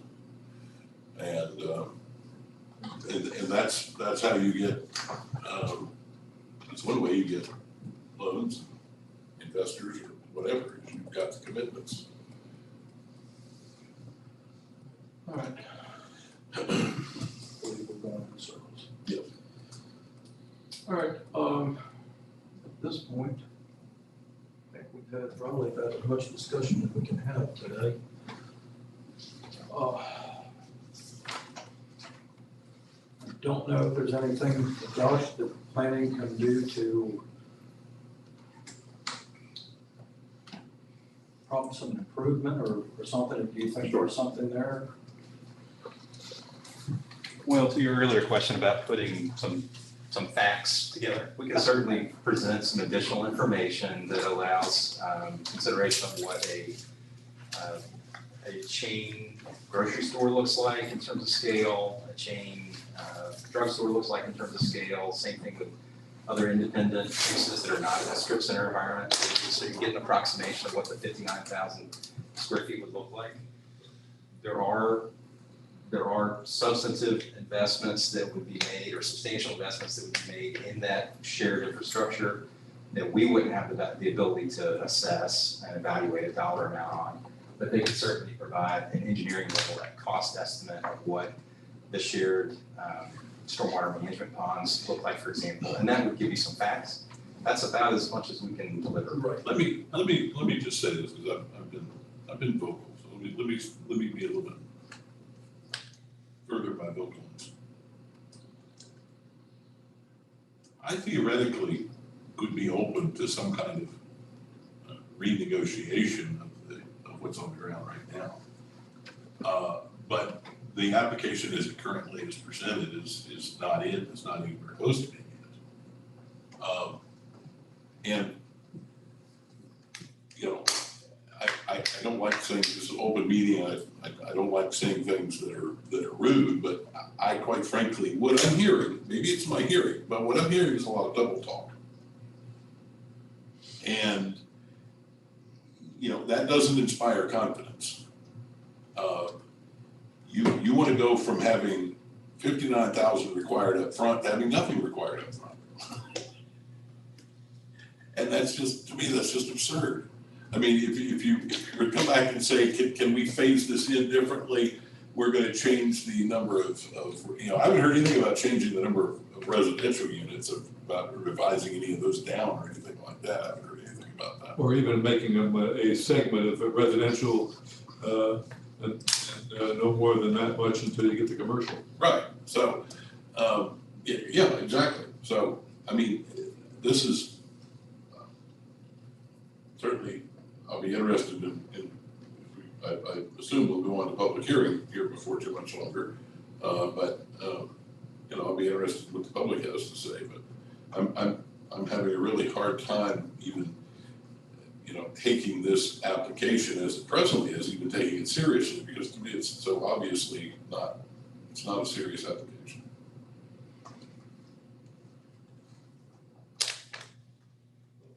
I have one other comment regarding the economic development department. Very possible, but I find it highly unlikely that our economic development department has not responded. They're about as responsive as can be. Any other comments? Mr. Marshall? Mr. White? I guess something I would like to, I don't quite know how to get an answer to this, but something that I'm getting the impression that for whatever set of reasons, that the infrastructure cost for this piece of property is borderline prohibitive. And I'm just, do we have any way of judging that? Do you guys have any way of judging that? I mean, it sounds like, I mean, we all know, I've walked this myself. It's not a nice, flat, dry, open field. It's not that at all. So there are challenges, but, you know, so my question is, are those challenges so great that the only way to have a viable project is if you sort of trick the system a little bit in terms of, you know, selling stuff and taking that money to do something else to rebuild Mother Nature and repeat if necessary kind of thing. I mean, you know, if that's the case, then that's a reality that we need to understand, because And the infrastructure cost is substantial. We're essentially, just to get sewer down to where it needs to go so it can get to the treatment plant, it has to run probably about 2,500 feet. Water is across the street, so that's actually pretty close. That's not, but the sewer site prep stuff. and site prep is substantial. So yes, it would require a major sale of whether residential or large commercial to accommodate that cost, along with doing erosion and sediment control and the grading alone. Like, you're talking in the millions. I mean, it's not a small number, but in order for us to be able to do that, that's what would get the project started. And yes, it's a large cost up front to be able to accommodate the work we're proposing. So is there a better use for this property? I guess that's what I don't what think, concerns me. I mean, I don't think there's a better use for it. I think if, my opinion, and this is just my opinion, if they see the townhouse going behind it along with Boulevard, and we go through and dress this place up, instead of them looking over at a bunch of weeds and see some wet spots, it may make them more intent to want to have a business there. But my That's why concern we're is the gonna rent, reinvest. the rent that a couple of fast food and a bank and a CVS would pay won't touch infrastructure. We don't disagree with you. We agree that it Touch won't. it. You have to have that flagship business to come in, kickstart the rest. Which leaves you with That's the dilemma. a non-economical Yeah. situation. Well, that was my, I'll leave it at that. It just, That's why we were gonna reinvest from the back part to the front, because it is such a large investment, and they couldn't. That's why you could take 6 of those businesses and come up to 50,000 square feet individually. We could not do the infrastructure and site work out of what we would get from them to do it. So what And I'm pretty sure Josh has been through enough of them. He knows what the cost is on that stuff. Well, I don't think that we don't understand the cost. I think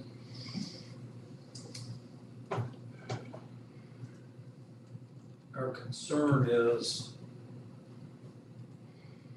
say we have an economic downturn and you get 4 of these units. Then everybody is stuck. There's not enough money for any additional infrastructure. I mean, look at the price of your building materials go through the roof.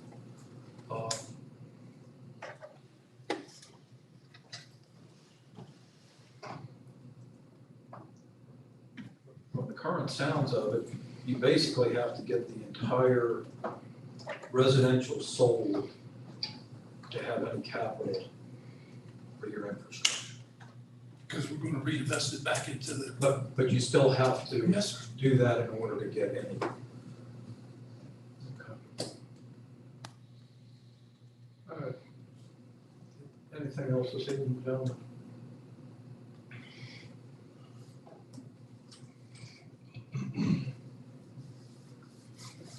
Josh, and Sandra, if you're there, if you could look and and see what facts there are that could be adjusted. Yes, sir. And Mr. Treasurer, as I said earlier, I think that the next step is discussion with you, Mr. Frame, and the application review committee, and we can talk about some of the concepts. So Mr. White's point, the rolling hills on Route 3 do make certain sites more difficult than others. And, there are factors there that affect development costs. This site is one of those sites that has those factors. Is the overhead transmission line, is that a detriment to this Well, project? that's the way it was designed to accommodate that, because it goes through the But second. I think he's asking if it's a detriment to state. It's Of not, commercial. it's not preferred, but I don't think it hurts commercial as much as it does residential. People won't live underneath the lines. So we designed the site so nobody was too close to it.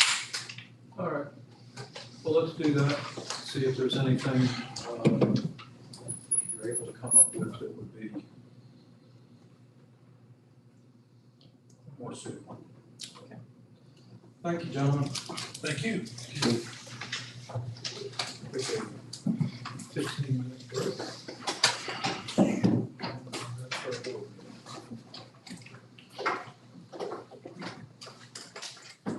Well, we're gonna take a 15-minute recess if you could put the screen up.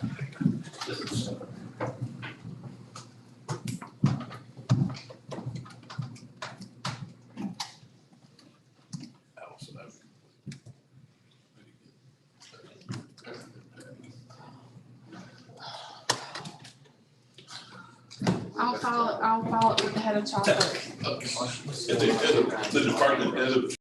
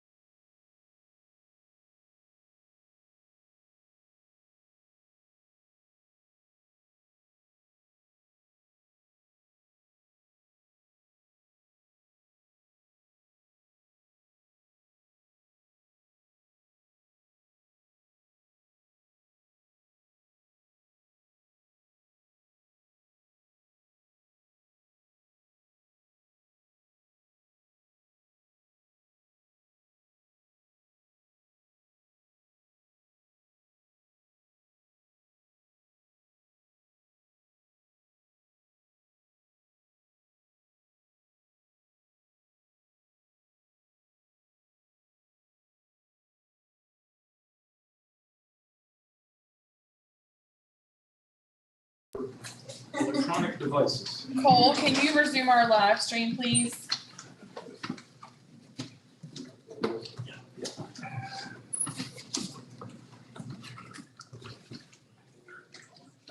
No,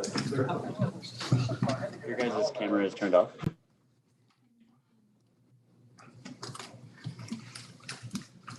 are we now electronically ready? Are we ready, Walker?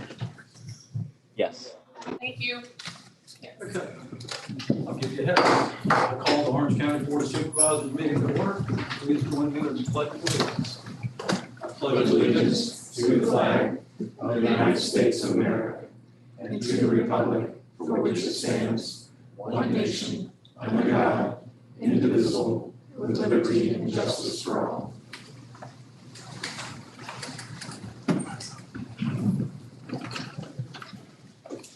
Are there any additions, deletions, or changes to the agenda? If not, I will entertain a motion. Mr. Chairman, I'm aware of two, if you would still like to add the private road. The county attorney is going to cover that under his report. Great. And then I would request your permission to add a calendar item to schedule the public hearing for Redfish Solar, which was forwarded to you with the recommendation from the planning commission. Absolutely. All right. Anything other than those? Move to approve as modified. Okay. Second. All in favor? Aye. Passes unanimously. Next is a business spotlight. Amanda Carey, owner of Laced Revival LLC. Amanda. Hi, as you stated, my name is Amanda Carey. I am the owner of Laced Revival. It's a vendor boutique that we're bringing to Locust Grove. We are located into the new building 4 over there, one of Kenny Dotson's buildings. We are opening, our grand opening is the 19th. Laced Revival, LACE is an acronym for Living Another Chance Every Day. And that's what we wanted to do, is bring opportunity to the community. We're a vendor boutique, we're comprised of local artisans. And they are going to be featuring the things that they make and create there in our boutique. It's going to be comprised of furniture, clothing, home decor, accessories, gift items. So it'll be a great array, a good shopping experience for our community.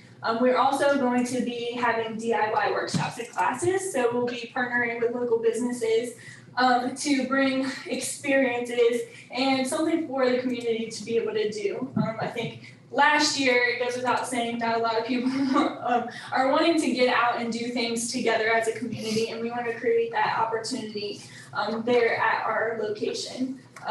Just 15 years ago, I was just waitressing at one of the restaurants there in that same strip, so it's a dream come true of mine to be able to actually open up my own shop there, and I'm just so very grateful and thankful for the opportunity and the partnership with Rose and the economic development and just the mentorship that everybody in the community has given me.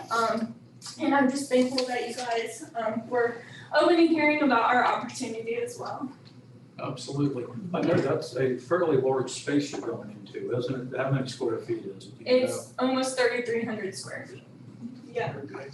Very good.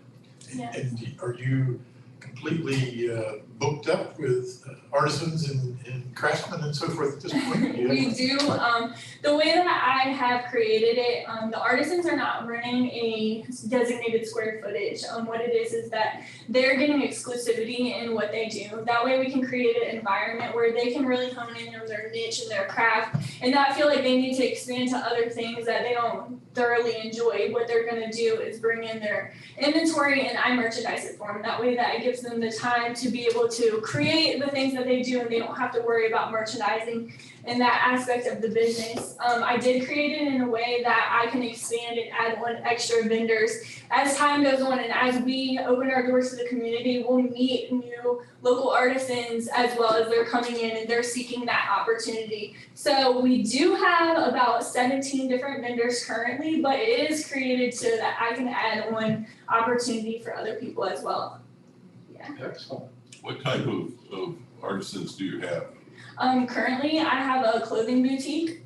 And I have jewelry, I have furniture, I actually have 3 different vendors that are doing furniture, so they repurpose them, they refurbish them, they'll restyle them, so that each one has a different style. So we put them in together, that way the community can have a good array. We have a card artist, we have a florist, just a large variety. Yeah. Are you doing any online at this point? Yes, the only thing we've launched so far online is our class tickets, and we've actually already been selling large amounts of those, the classes that we've already launched. I decided not to launch the merchandise online until we actually have our grand opening. That way people can get the full experience of shopping with us and seeing and touching and feeling and smelling the different things that are located in the shop. So once they come and visit us and spread the word, the opportunity will be launched online, but I wanted to hold that off so we can get them in the door and get them in the community. Very good. Where did you get the idea for this business? So I currently sell in 4 different stores that are kind of the same concept, located in Fredericksburg and in the Richmond corridor, but it's nothing that we have out here. So I kind of took that and tweaked it, and the things that weren't working for me as a seller and as an artisan, what can I do to make this opportunity better and better for the smaller businesses that might just have small things. Like one of our vendors is Just Good Sense Soap, and she just focuses on soap. It doesn't make sense for her to go rent a huge 10 by 8 square foot at a store to have a brick and mortar opportunity. So I wanted to create the opportunity to where, the smaller business owners have that brick and mortar opportunity. So I tweaked it a little bit, added on the classes, and we do have more expansion in mind. So there'll be a whole nother branch eventually. Yeah. Very good. Yes.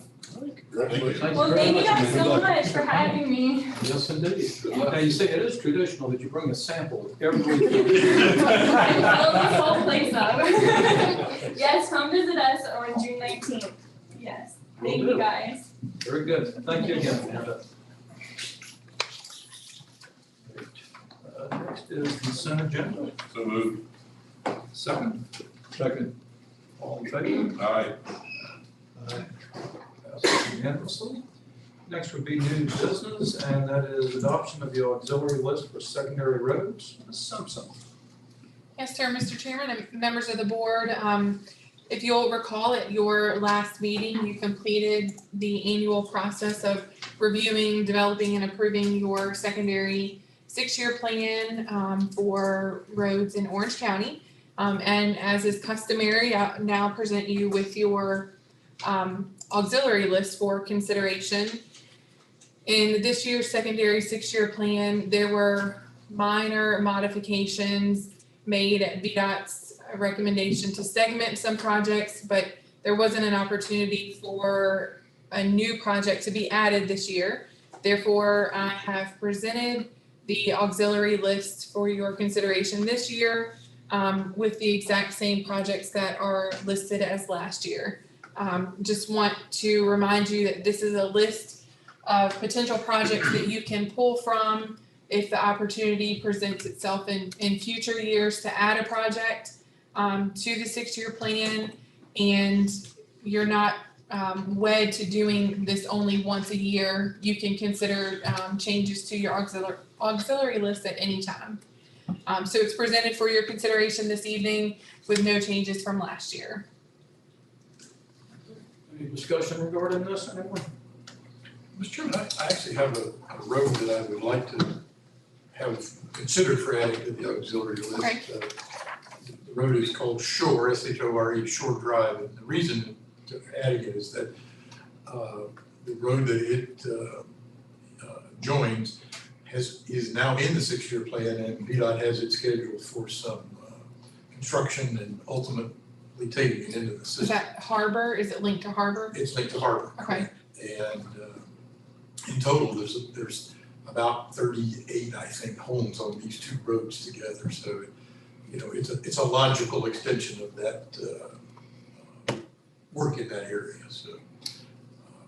And it would be, it's a gravel road currently? Private road, it's Okay. exactly like Harbor. except this leg of it has a different name. Okay, so it would be a rural addition then? Correct. Okay. Any others? Have a motion in that case. I'll take the motion. Okay. I'll second. And that is with the addition of shore drive. All right. Does this need to be roll call or just? No, sir. Okay. All in favor? Aye. Opposed? Passes unanimously.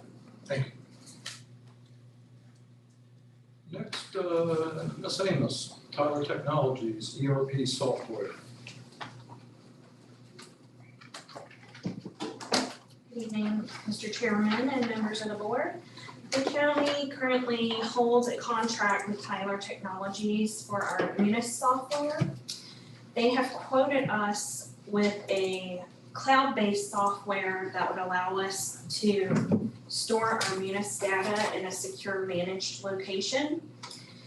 The software also has a standard disaster recovery feature built in, as well as increased remote access capabilities to accommodate alternative work arrangements.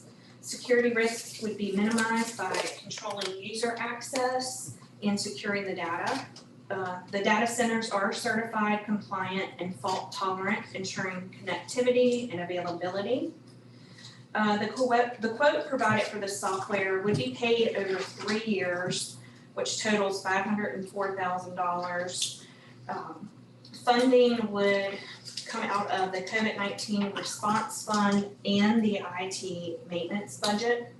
The first year's payment would be $177,381, $85,381 out of the COVID line and $92,000 out of the IT maintenance line. So basically, we're taking our Munis information and storing it in a cloud-based software. Is Tyler going to be able to explain to people how to get our information back out of the cloud? I hope so. I believe they will.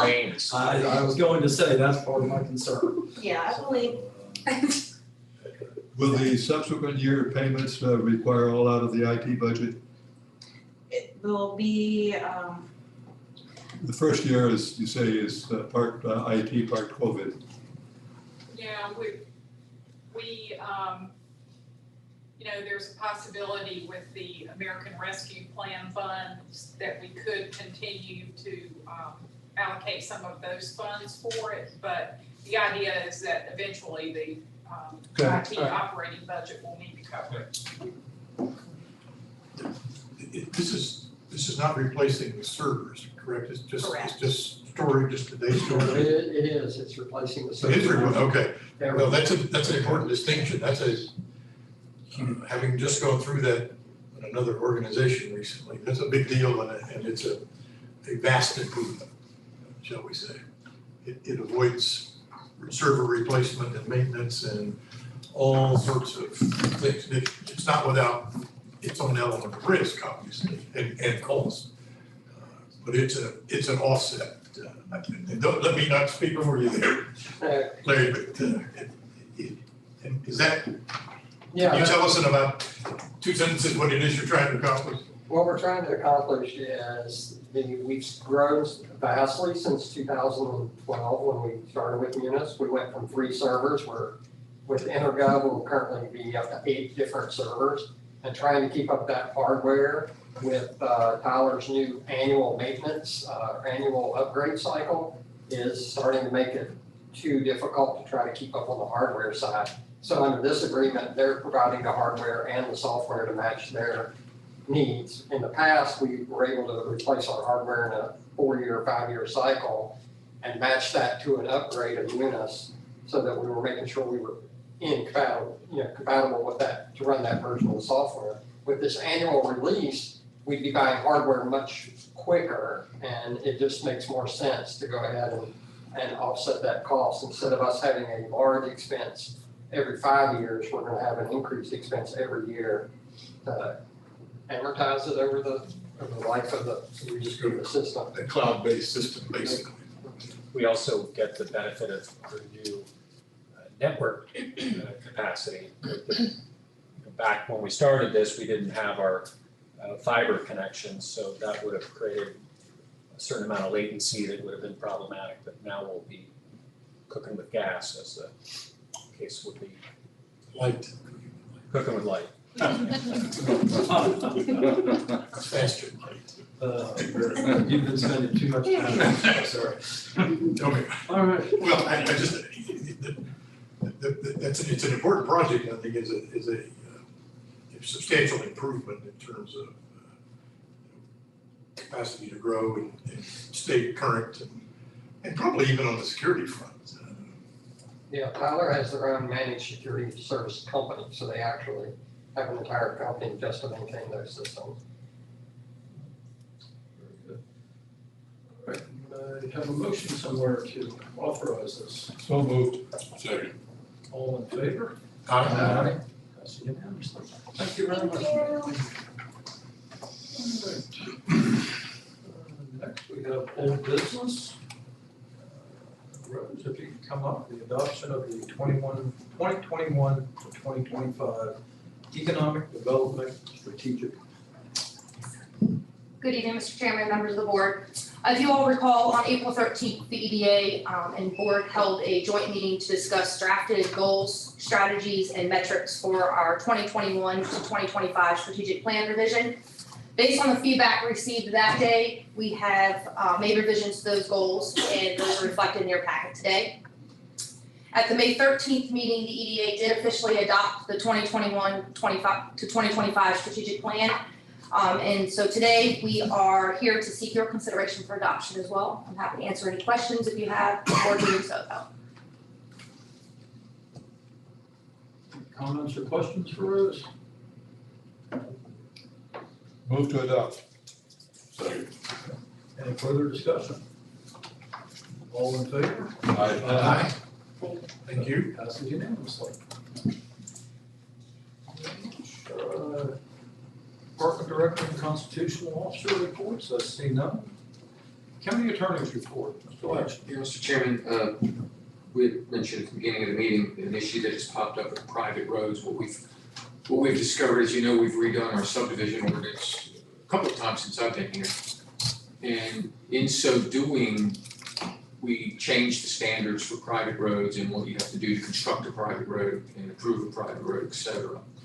What we have discovered are there are some previously approved private roads out there that were never built. And the way we have been treating those is the same as we would any other sort of a development plan. If you don't do it within 5 years, your development plan expires, so that we're not getting a development that was approved 22 years ago, that you're building by what was approved then. So technically, all these unbuilt, undeveloped private roads theoretically have expired. Chairman and I were discussing it, and for a lot of citizens, they probably weren't aware, because the way state law is written, when we adopt a new ordinance, everybody has to comply with the new one unless we specifically grandfather them, and we didn't add any kind of grandfather language. So one of the things that the chairman and I had discussed possibly adopting some grandfathering language so that previously recorded but not built private roads get some window. If they want to build them, they need to go ahead and do it before their grandfathering expires. And so the chairman asked me to kind of lay that out and see if everybody was in agreement with doing something like that. And if so, we'll draft something up to give them an additional time period, grandfathering them to the old standards that were in place previously. And with that discussion, I think we definitely need two things. One, a grandfather date that we go back to. It's just my thought, I don't think we need to go back to 1960. So the one we were looking at, isn't that from like the 80s? Josh, that one where the lady, where they had the pipe stem and then they wanted a second easement across the. Yeah, I know, we have a number of them. I think that was from the 80s forward. Yeah. Any thoughts from anybody else as far as the time period? Well, I'd kind of like to know the scope of what we're talking about here. I'm not really opposed, but I would kind of like to know.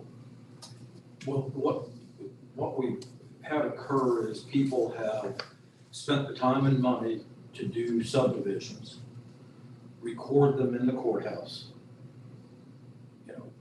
includes having a surveyor come out and do all that work. And then, with the way the subdivision ordinance is now, they have to become public roads and go through the whole process again, starting from scratch. The reality is there's no way to figure out the scope. We have no way to know how many of these were approved or signed off on over the last 30 A years. lot of them are family subdivisions. Well, I think it's problematical to go back too far. I think you could really be getting into some, you could really be opening up some cans with really large worms inside. So I would just, I mean, if something was approved in 1985, you know, that was 36 years ago. The concern is a lot of these, and maybe we could differentiate, but family subdivisions, which typically family subdivisions are not developed immediately. They're developed over a long period of time because they're basically a retirement plan for people. If you go back if you go back too far, they're really no longer family subdivisions. You've got situations where if you've got 5 lots, you know, 3 of them are now probably in Family subdivision is the idea that you're dividing it and you're giving it, or maybe selling it, but giving it to family. Right. And all I'm suggesting was a date. And, Do we have a roster of no. these? No, that's the problem. There's no way to know how many are out there. It's just like the request I got the other day. Okay. It is. Yeah, it could be 100, it could be 1,000, we don't know. Okay. I mean, the real world, the vast majority is that they haven't been built since '85. They're probably not gonna be built in the next 2 years either. Is there a way that we could address this, Tom? Do we have any room to address this that doesn't involve a blanket grandfathering? Well, you know, one of the things we could do is adopt an ordinance. Right now, private roads require approval of the planning commission. Remember, we eliminated them by right and they're discretionary now. But we could add some language that if you had one previously approved, then the planning commission can reject it if it has good cause, but unless it has good cause, maybe have some sort of a cause requirement where the planning commission looks at them again to make sure this one's not a problem. Like the one Josh brought to my attention is sort of a problem. They actually put a pipe stem to connect 2 back lots, then an easement. So they're literally, and then they said, well, we won't use the pipe stem, we'll only use the easement. We have another one of those I just saw today, where people kind of finagle the system. They create the pipe stem for some road frontage, but then say, well, this parcel won't use the pipe stem, it will use the easement. Well, and there's a reason for that, is, and I've dealt with it before myself. The rules and regulations do not work in the proper manner. They're very convoluted. So people do have to do this. I know a lot of them were generated back in, I believe, 2007. And what's interesting is with the economic upturn, people are now developing these things.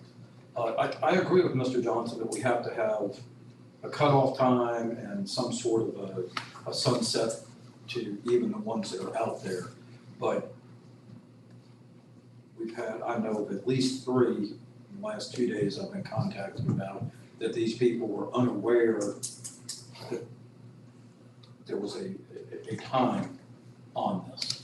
So we would require an ordinance to permit such grandfathering? An ordinance putting grandfathering, either grandfathering with some dates, or like I said, you could say the planning commission is hereby authorized to grant the grandfathering of any for the next 2 years, upon review, so that you at least look at it and make sure there's nothing where like, oh gosh, that's awful, we don't want that now. mean, most of these are probably innocuous and probably nobody would care. So. But by having the planning commission look at it, But creating some grandfathering language that lets the planning commission say they can stamp, approve it. so we need a public hearing only for the changing the Wouldn't need ordinance. it, wouldn't need a But public the hearing. planning commission would not need to have a public hearing for Correct. the specific, Correct. But would we also give them a window if they wanted to approach the planning commission in your scenario? Yeah, I think you need to You've got have a couple of years or whatever. Yeah, you don't want it is. this open-ended, it's back to the No. same problem, you got something that was Right. approved 52 years ago and now somebody wants to build it.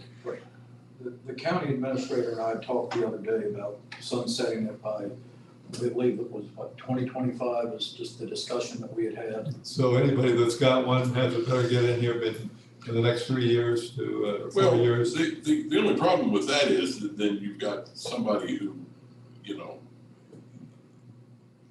why not a grandfathering provision that goes on that says anything within the last 15 years and it just keeps on going? Because we're gonna deal with this again. I mean, you could be dealing with this in 20 years. Well, the reality is, and I told one of these folks, I said, the reality is planning commission can reapprove it today. You can just do a new application and give you a new one. They were worried, well, they may not be as favorable, so maybe, if the board's instruction is we want you to give favorable consideration as opposed to. But I thought the problem was there was a different standard. There are different standards. There are different So if standards. the planning commission did a new approval. They'd have, that's would true, be they'd with have to the do new time, standard. and they didn't want to do that, Yes, that's right. yes. So, I can see giving a set period of time. In fairness, it seems to me that somebody who just did one last week, why would they only get, a short window? I mean, because 2018 is when the ordinance changed. the ordinance will change again. And it changed actually before, because I got here in 2012, and we actually had a pretty serious rewrite, like maybe 14 or so. I mean, the ordinance is very likely to change any number of times if past performance is any clue to future performance. Not a couple of board members are around, right? Well, Okay. Well, how about I draft up some possible language, maybe a couple different scenarios, bring them back to y'all to look at.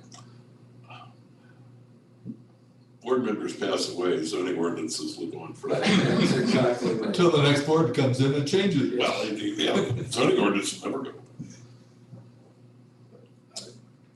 I'll create a couple of different draft scenarios, work with Josh on, and then y'all can take a look and see. I think we need to be reasonable to people that prior to the 2018.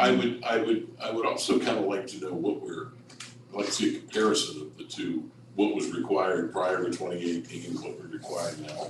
But some of these people, if they're far enough back, they probably were under even a different, Right, and zoning that's why ordinance. I'm not interested in going too far back, but within reason. Yeah, Can well, we but- track the subdivision ordinance changes, road standard changes for the last Yeah, 20 years, let's say? Yes. Is that doable? Yes. because that is where the big issue is the road standards. Well, but they've been changed a couple of times in my memory. So. Yeah, I know, at least 3. Thank you, I have sir. more memory than you have. Thank you, sir. All right. Anything else? Okay. All right, county administrators report.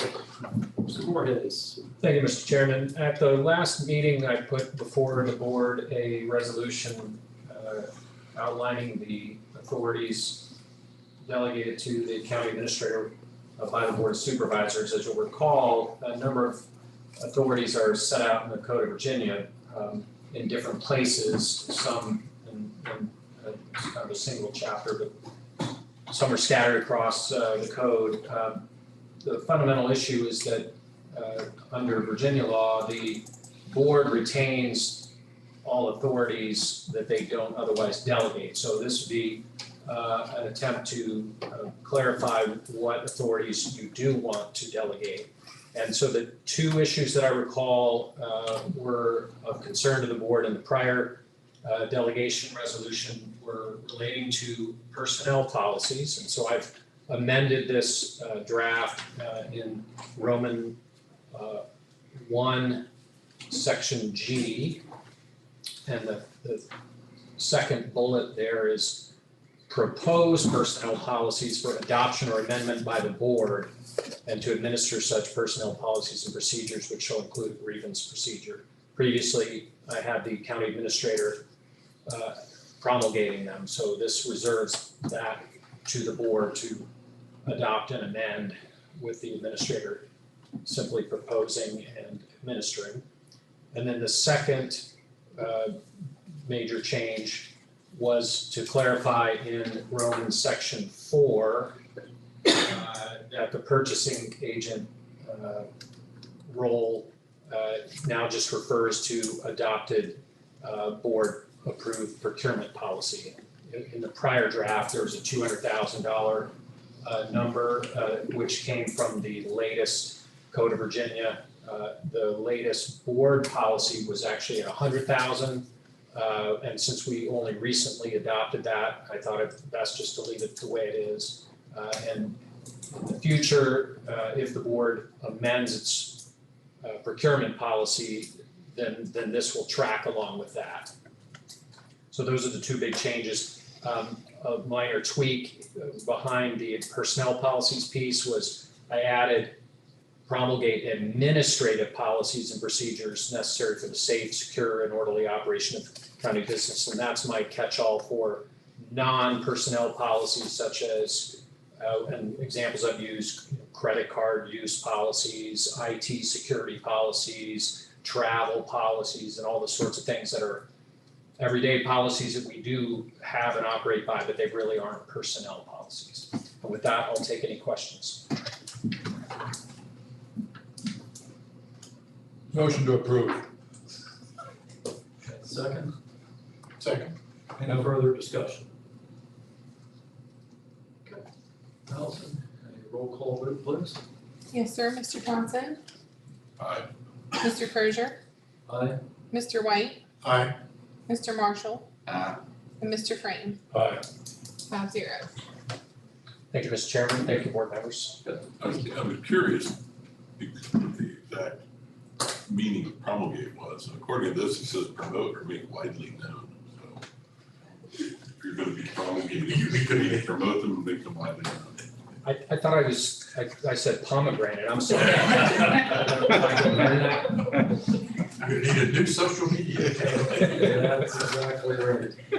All right, moving right along, board comment, start with District 5.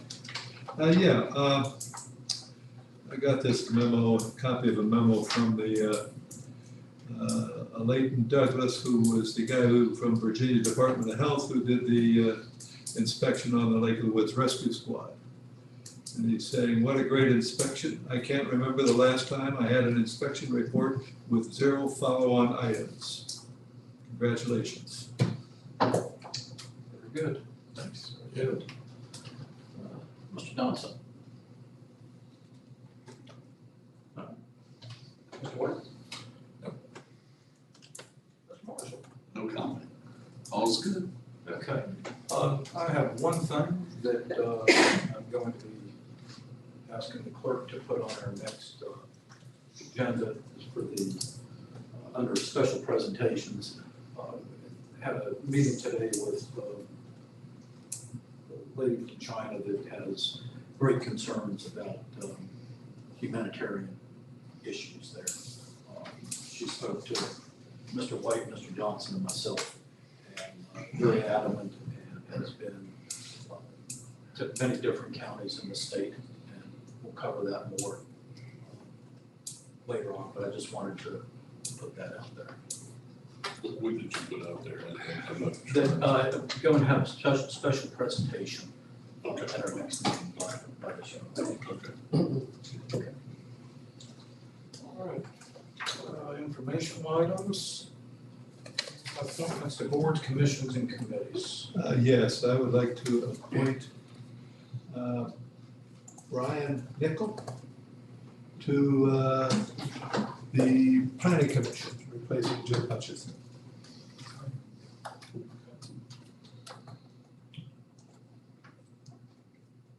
Anything else? All in favor? Aye. Then our calendar is the next item. And we have Redfish Solar to put on our calendar. Well, do you have a date that was available for that? Yes, our first available date would be your July 13th meeting. Acceptable to everybody? What's the date again? July 13th.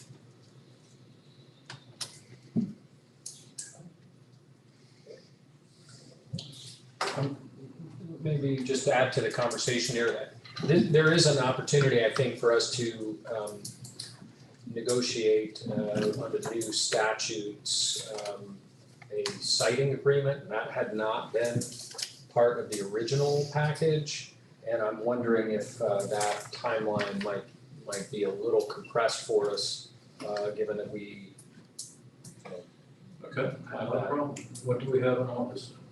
What is the proposed procedure for this, how we would go about the siting agreement? And that's I guess part of the relevant question is because it's new, I'm not sure that either side has great experience with respect to that. My thought would be for them to propose something to us as a starting point, but I would say that we are also going to be looking at what others have done in the Commonwealth and know a little bit about that to be able to respond to what they propose. What is the, maybe Tom, you could summarize this. What a siting agreement, how is that different from them making proffers and us suggesting proffers and that sort of thing? How's a siting agreement different? Siting agreement is allowed by state law. Currently, it's only allowed in opportunity zoning, but that changes July 1 to anywhere in the county. And with a siting agreement, it's sort of like a host agreement for a landfill. You can actually negotiate a recurring income stream. We can negotiate an upfront payment of some sort of profit, but it's also, you can do an income or a revenue stream, an annual.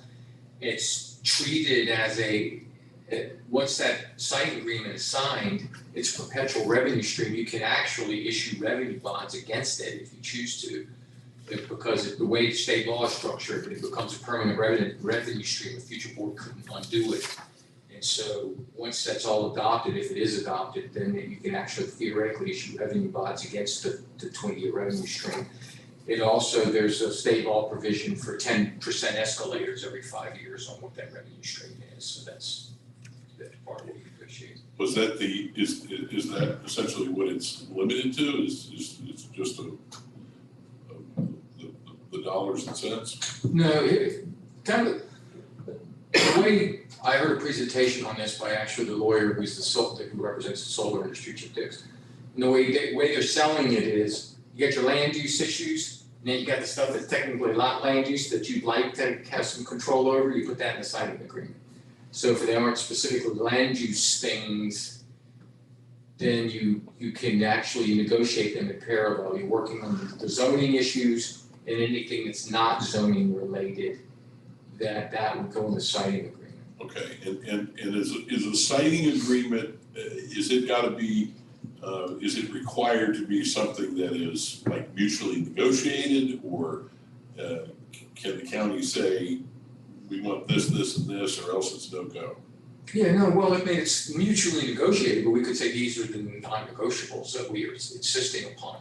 We have broad flexibility. We can negotiate like hardball, yes. It's not like the old proffer law that we got to be real careful what we say or what we ask for. And does this have to be in advance of the public hearing, or I know proffers have to be in writing and yada yada. The siting agreement, is that something that's got to be done ahead of time, or? Well, I would think typically you're gonna want it because you're not gonna necessarily. Well, I mean, the details. What if you wanted to, after a public hearing, you decide you wanted to change the detail?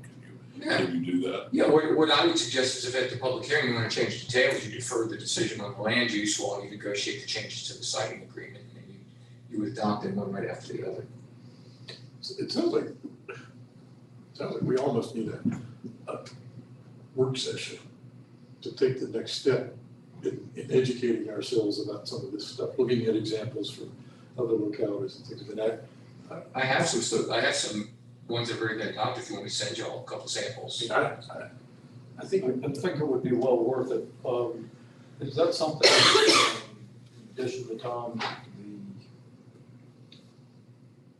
the consortium could give us a, I'll send y'all some samples of those. Your word, I had to use it.